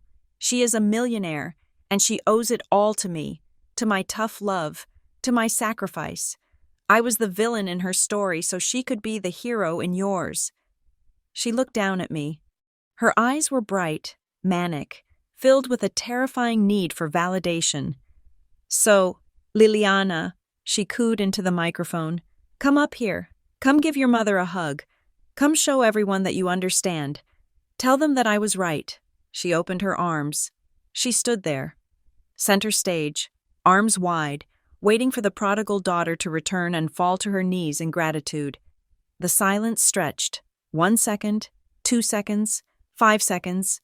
It was heavy, suffocating. Bella turned her camera toward me. capturing my reaction for her 12 viewers. Frank was standing by the stage stairs, looking at his shoes, shrinking into himself until he was almost invisible. I slowly unlinked my arm from Julian's. "Liliana," Eleanor whispered, "you do not have to do this." "Yes," I said softly. "I do." I walked toward the stage. My movements were slow, fluid, deliberate. I did not look angry. I did not look sad. I looked like the architect inspecting a structural flaw. I climbed the stairs. The sound of my heels was different from Deborah's rhythmic, steady, authoritative. When I reached the center of the stage, Deborah's smile widened. She thought she had won. She thought the $500,000 was secured. She thought I was coming to validate her delusion in front of the governor and the press. "That is my girl," she whispered away from the mic as I got close. "Play along, and we will be out of your hair by morning." She moved to embrace me. I stopped. I stood 3 feet away from her. I did not raise my arms. I did not smile. I looked at her, really looked at her for the first time in 10 years without the filter of fear or longing. I saw the cracks in her foundation. I saw the rot in the beams. I saw a small, sad, cruel woman who believed that breaking things was the same as making them. I reached out, but not for her. I reached for the microphone. Deborah looked confused, but she let me take it, thinking I was about to make a speech dedicated to her. I held the cool metal in my hand. I turned to face the crowd. The lights were blinding, but I could see the outlines of the people who mattered. I saw Arthur, standing tall. I saw Eleanor, her chin lifted in defiance. I saw Julian, ready to catch me if I fell. I turned back to Deborah. I brought the microphone to my lips. The air in the room was pulled tight as a violin string, ready to snap. "You said you gave me the gift of desperation," I said. My voice was calm, clear, magnified to every corner of the atrium. "You said you pushed me out of the nest so I could fly." Deborah nodded encouragingly, still smiling, though the edges of her mouth were starting to tremble. "But you are rewriting the blueprints, Mother," I said. "You didn't push me out of the nest to teach me how to fly. You pushed me out because you wanted the space for yourself." The smile faltered. "And you didn't give me the gift of desperation," I continued, my voice hardening, rising in power. "You gave me the gift of silence. You gave me the gift of hunger. You gave me the gift of a winter night with $40 in my pocket and a door locked in my face." "Liliana," Deborah hissed, reaching for the mic. "Stop it! You are embarrassing yourself." I stepped back, keeping the mic out of her reach. "No," I said. "I am finishing the story you started." I looked out at the audience, at the cameras, at the world. "My mother is right about one thing," I said. "I am a product of my upbringing, but I am not a monument to her parenting. I am a survivor of it." I turned to the screen behind me, the massive LED wall that had been displaying architectural renderings of the garden. I pulled a small remote from the pocket of my dress. "You wanted to show everyone the truth." "Mother," I asked. "You wanted credit. Let's give you credit." I pressed the button. The beautiful images of ferns and waterfalls vanished. In their place, a document appeared. It was blown up to 20 feet tall, crisp and undeniable in high definition. It was a bank statement, dated 11 years ago. Account holder Liliana Hawthorne Minor / Deborah Hawthorne, custodian. Withdrawal $6,400. Destination Tesla Motors. Seattle. The crowd gasped. It was a collective intake of breath that sucked the air out of the room. I clicked the button again. A new document appeared. A foreclosure notice, dated 3 months ago. Click. A series of text messages. The ones from last week. "Mom is coughing up blood. Give us the money or we go to the press." Click. The background check proving Deborah had renewed her driver's license the same day she was supposedly dying. Deborah stood on stage, her mouth opening and closing like a fish on dry land. She looked at the screen, then at the crowd, then at me. Her face went from red to a ghostly, sickly white. "You wanted to be seen," I said, my voice ringing with finality. You are seen. Bella dropped her phone. It clattered onto the floor, the screen cracking, but the live stream was still running, broadcasting the ceiling. This is fake, Deborah shrieked, lunging for me. She is lying. She is ungrateful after everything I did. Security was already moving. I didn't flinch. You didn't build me, I said, looking her dead in the eye. You tried to bury me. You just didn't know I was a seed. I pointed to the back of the room. Get off my stage. The silence that followed the display of the bank statements and the foreclosure notice was heavy, but it was not empty. It was filled with the collective realization of 500 people that they were witnessing an execution. Deborah Hawthorne stood on the stage, her face a mask of crumbling plaster. The red dress, which had seemed so aggressive moments ago, now looked like a desperate costume. You, Deborah stammered, her voice amplified by the microphone I still held out of her reach. You hacked my accounts. This is illegal. This is slander. She lunged for me again, her fingers hooked into claws, desperate to physically silence the truth. I did not flinch. I did not step back. I simply raised my hand, and the security team at the foot of the stage tensed, ready to spring. But I signaled them to wait. I was not done. The foundation had been cracked, but the structure needed to be leveled. Slander is the spoken communication of false statements, I said, my voice cool and echoing through the atrium. Libel is written, but truth is just evidence. I turned my back on her, facing the massive LED screen again. You came here tonight claiming to be my mother, I said to the room. You came here claiming rights to my success, to my name, and to my life. You told the press I abandoned you. You told my staff I was an ungrateful daughter. I looked over my shoulder at Deborah. She was breathing hard, her chest heaving, her eyes darting around the room looking for an exit or an ally. She found neither. But there is a legal term for what happened between us, I continued.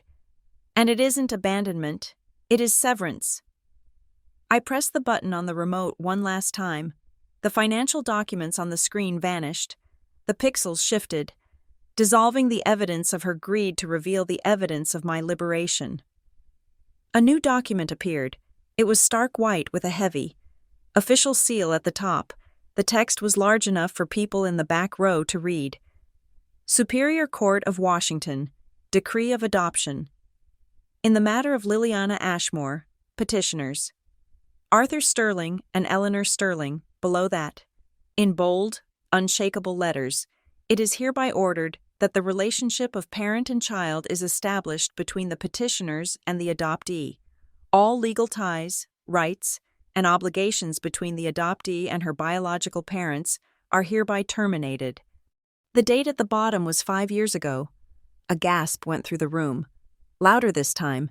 It was the sound of a scandal turning into a tragedy. You see, Mrs. Hawthorne, I said, turning back to face her. I gestured to the screen. You keep calling yourself my mother, but you are mistaken. You are a biological antecedent. You are a genetic donor. But legally, you are a stranger. Deborah stared at the screen. Her mouth opened, but no sound came out. She looked like she had been struck by a physical blow. The reality of the document, the government seal, the judge's signature, the finality of the word terminated was something she could not argue with. She could argue with feelings. She could argue with memories. She could not argue with the Superior Court of Washington. My mother, I said, my voice ringing with pride, is standing right there. I pointed to the side of the stage. The spotlight swung away from the balcony, sweeping across the room to land on Eleanor Sterling. She stood tall in her silver gown, tears shimmering in her eyes, but her posture was made of steel. She did not look away. She raised her hand and placed it over her heart, a silent acknowledgement of the bond we shared. That is my mother, I declared. The woman who picked me up when you threw me away. The woman who taught me that love is a verb, not a debt. The woman who sat in a lawyer's office 5 years ago and signed her name next to mine so that I would never be homeless again. I looked back at Deborah. And my father is Arthur Sterling, the man who gave me his name when you let yours become a weapon." Deborah began to shake. It was a full-body tremor. The narrative she had built, the story of the victimized mother, the ungrateful child, the impending payday, had been atomized. She was stripped bare in front of the very people she had tried to impress. "No," Deborah whispered. You can't just replace us. Blood is blood." "Ink is thicker than blood," I countered. "Especially when that ink is on a court order." Down on the floor, Bella had stopped moving. She was staring up at the screen, her face pale. Her phone slipped from her fingers. It hit the polished concrete floor with a sickening crack. The live stream was still running, the camera lens now staring up at the ceiling, broadcasting the sound of her family's destruction to whatever audience she had left. "This is ridiculous," Frank spoke up for the first time.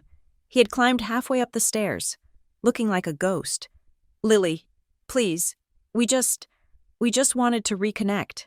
"Reconnect?" I laughed, but there was no humor in it. "You wanted $500,000. That was the price you quoted me in conference room B last week. You remember that meeting, don't you?" Frank flinched. "You didn't come for a reunion," I said. "You came for a ransom payment." Arthur Sterling moved then. He did not rush. He did not run. He walked up the stairs to the stage with the heavy, inevitable momentum of a glacier. He was a man of 70, but in that moment, he looked like a titan. He stepped between me and the Hawthorns, effectively shielding me from their view. He adjusted his tuxedo jacket, looked at Deborah with a disgust so profound it felt like a temperature drop, and then turned to the security team. "Captain," Arthur said. His voice did not need a microphone. It carried the weight of a man who owned the building, the company, and the moment. "Yes, Mr. Sterling," the head of security responded, stepping forward. "Remove these trespassers from the premises," Arthur ordered. "They are uninvited guests who are harassing my daughter. They are disrupting a private event." "Your daughter?" Deborah screeched, finding her voice in a sudden burst of hysteria. "She is my daughter. I gave birth to her. You stole her." "I didn't steal anything," Arthur said, his voice cold and hard. "I salvaged what you wrecked." He nodded to the guards. 4 large men in black suits moved onto the stage. They were not gentle. They were professional, efficient, and completely indifferent to Deborah's sequins. 2 of them grabbed Deborah by the arms. She shrieked, kicking out, her heels scraping against the stage floor. "Get your hands off me. Do you know who I am? I am the mother of the CEO, Liliana. Tell them to stop." I stood still. I watched her struggle. I watched the woman who had locked me out in a blizzard now being dragged out of my warmth. "Goodbye, Mrs. Hawthorne," I said softly. They hauled her down the stairs. Frank followed, head bowed, escorted by a 3rd guard. But the scene was not over. As they reached the bottom of the stairs, a man in a gray suit stepped out from the shadows near the VIP section. It was Marcus, the head of legal for Sterling Architects. He held a thick envelope in his hand. He blocked the path of the security guards, just for a moment. "Mrs. Hawthorne," Marcus said. He didn't shout. He didn't need to. The room was deathly silent. Deborah stopped struggling, panting, her mascara running down her face. "Who are you?" "I am the attorney for the Sterling family," Marcus said. He thrust the envelope toward her. "You are being served." "Served?" Deborah blinked, confused. "This is a lawsuit filed in the King County Superior Court," Marcus announced, loud enough for the press pool on the mezzanine to hear. "We are suing you, your husband, and your daughter Bella for extortion, harassment, defamation of character, and emotional distress." He placed the envelope in her handcuffed hands. "We also have a temporary restraining order effective immediately," Marcus added. "If you come within 500 feet of Liliana Sterling, her home, or any property owned by Verdant Horizons, you will be arrested on sight." "On what grounds?" Bella screamed from where she was standing, tears streaming down her face. "You have no proof. It is her word against ours." Marcus smiled. It was a shark smile. Actually, he said, pulling a small flash drive from his pocket and holding it up. We have audio and video recordings of the meeting in Conference Room B, where you demanded $500,000 in exchange for your silence. Washington is a two-party consent state, but since the meeting took place in a room with visible security cameras and posted notices of recording, your consent was implied. We have you on tape, Miss Hawthorne. Every threat, every demand, every lie. The color drained from Bella's face completely. She looked at her phone on the floor, then at the press, then at me. She realized, finally, that she wasn't the main character. She was the villain who had just been caught monologuing. The flashbulbs from the mezzanine erupted. It was a blinding storm of white light. The photographers had realized this was the story of the year. They captured Deborah being dragged backward, clutching the lawsuit. They captured Frank, hiding his face. They captured Bella crying, her makeup ruined, standing over her broken phone. "Get them out," Arthur said. The guards resumed their march. The Hawthorns were dragged through the center of the room. The guests, the billionaires, the politicians, the critics parted like the Red Sea. But they didn't look away. They watched with a mixture of pity and revulsion. "Lily!" Deborah screamed one last time from the back of the room. "Lily, please. We can fix this. We are family." The double doors at the back of the atrium swung open. The cold night air rushed in. The guards tossed them out onto the sidewalk, and the doors slammed shut with a heavy, final thud. The silence that followed was absolute. I stood on the stage, alone in the spotlight. My heart was pounding, but my hands were steady. I felt a strange sensation in my chest. It wasn't happiness, exactly. It was lightness. The heavy, suffocating blanket of my past had been lifted off my shoulders and thrown out into the street. I looked at Arthur. He nodded to me, his face filled with pride.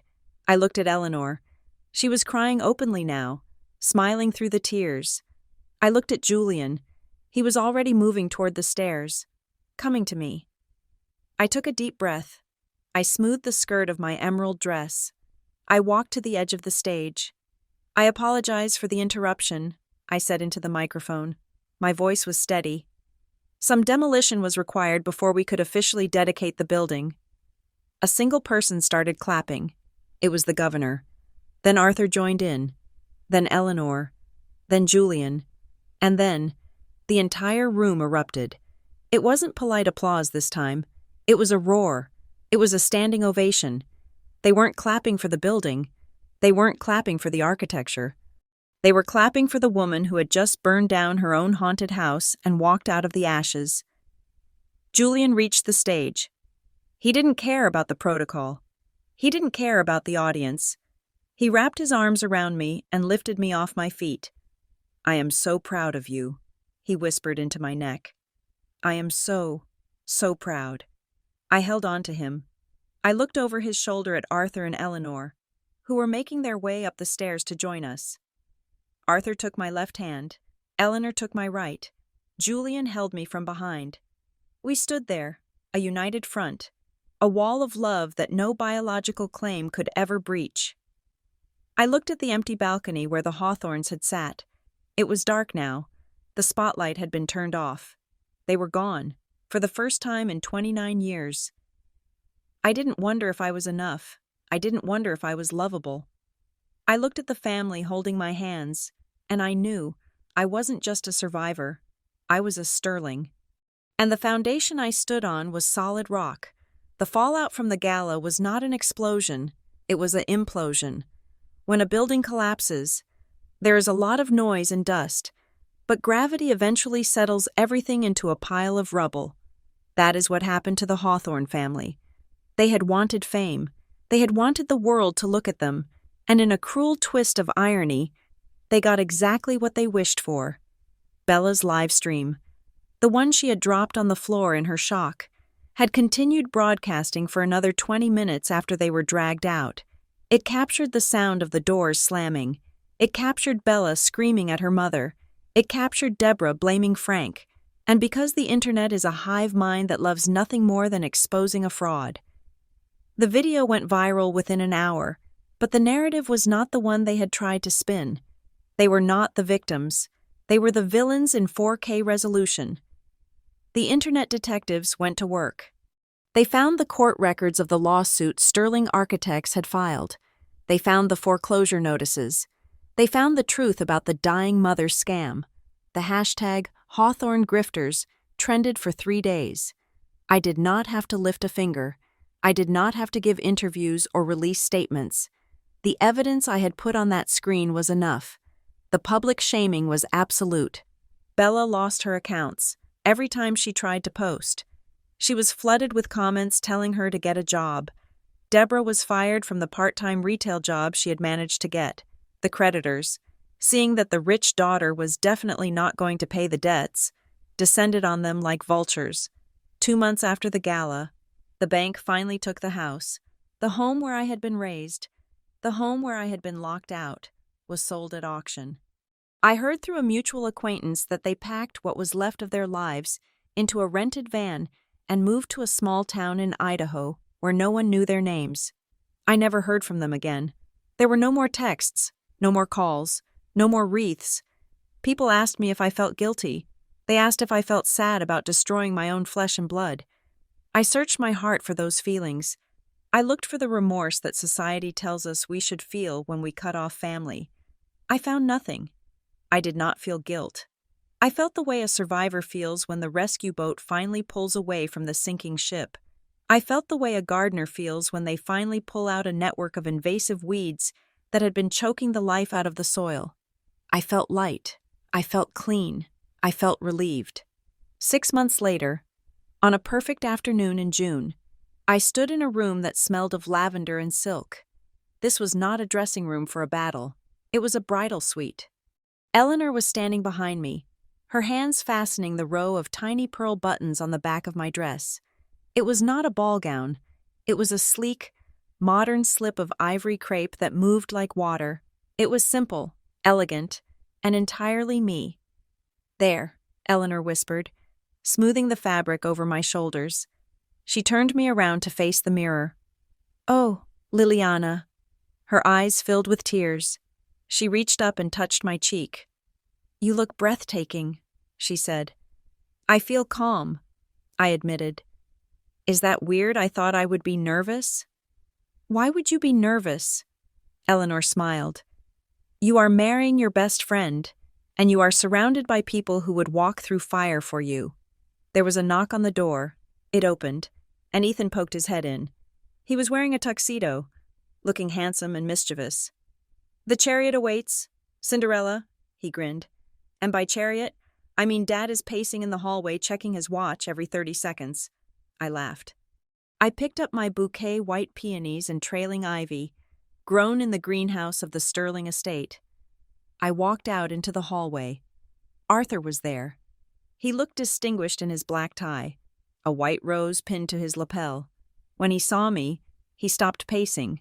He took a deep breath, his chest expanding, and for a moment, he could not speak. "Hi, Dad," I said. Arthur blinked rapidly, fighting back emotion. He walked over and offered me his arm. It was a strong arm, a steady arm. "You ready, kid?" he asked, his voice gruff with love. "I am ready." We walked out of the house and into the garden. The wedding was not held at a hotel or a church. It was held here, on the grounds of the Sterling estate, in a garden I had designed specifically for this day. I had transformed the back lawn into a sanctuary. A long aisle of white petals wound its way through arches covered in jasmine and wisteria. The air was filled with the sound of a string quartet playing a melody that sounded like sunrise. As we stepped onto the runner, the guests stood. There were only 50 people, close friends, colleagues who were like family, people who knew the story and honored the journey. I looked down the aisle. Julian was waiting for me under a canopy of birch trees. He watched me approach with a look of such profound adoration that it took my breath away. He did not look at me like I was a project to be fixed.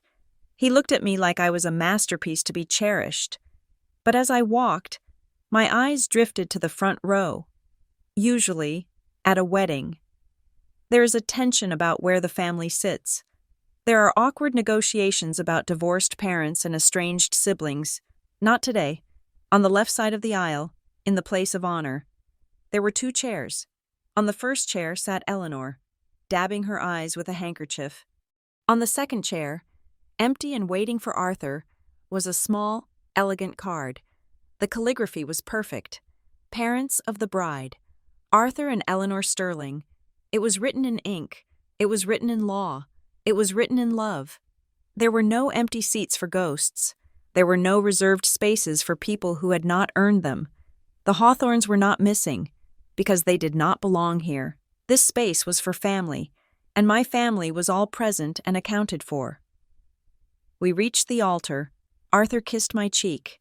He took my hand and placed it in Julian's. "Take care of her," Arthur said, his voice thick. "With my life," Julian promised. The ceremony was short, but every word carried the weight of the mountains that surrounded us. When we exchanged vows, I didn't promise to obey. I promised to choose him, every day, just as I had learned to choose myself. Liliana, I said, my voice steady in the warm summer air.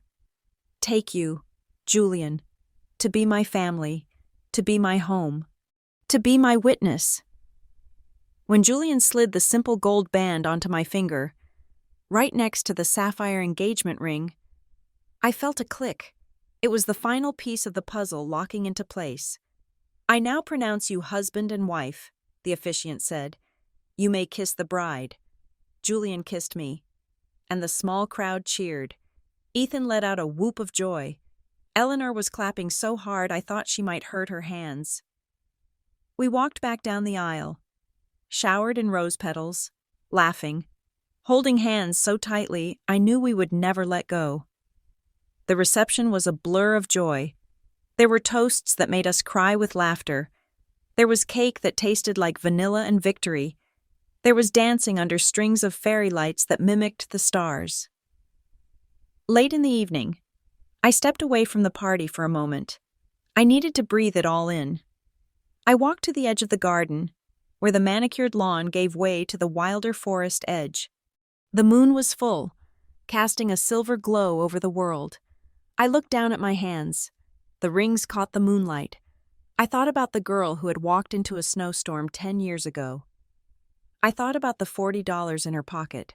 I thought about the crushing weight of believing she was unlovable. Then I looked back at the tent. I saw Julian spinning Eleanor around on the dance floor. I saw Arthur and Ethan smoking cigars and laughing. I saw my colleagues, my friends, my tribe. A thought settled over me, clear and cool as the night air. Blood is biology. It is an accident of birth. It is cells and DNA and genetic predispositions. But family is an architectural feat. It is a structure you build, brick by brick, choice by choice. I had spent 18 years trying to live in a house that was condemned.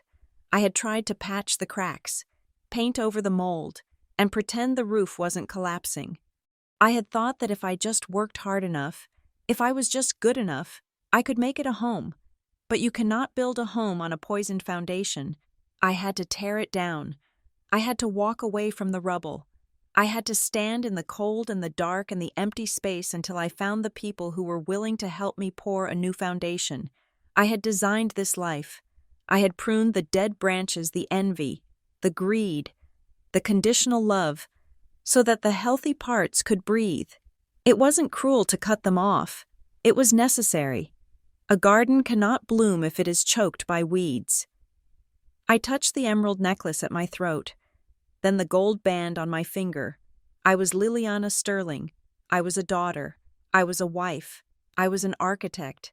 And for the first time in my life, I was entirely, completely free. "Hey," a voice called out softly. I turned. Julian was walking toward me across the grass, holding 2 glasses of champagne.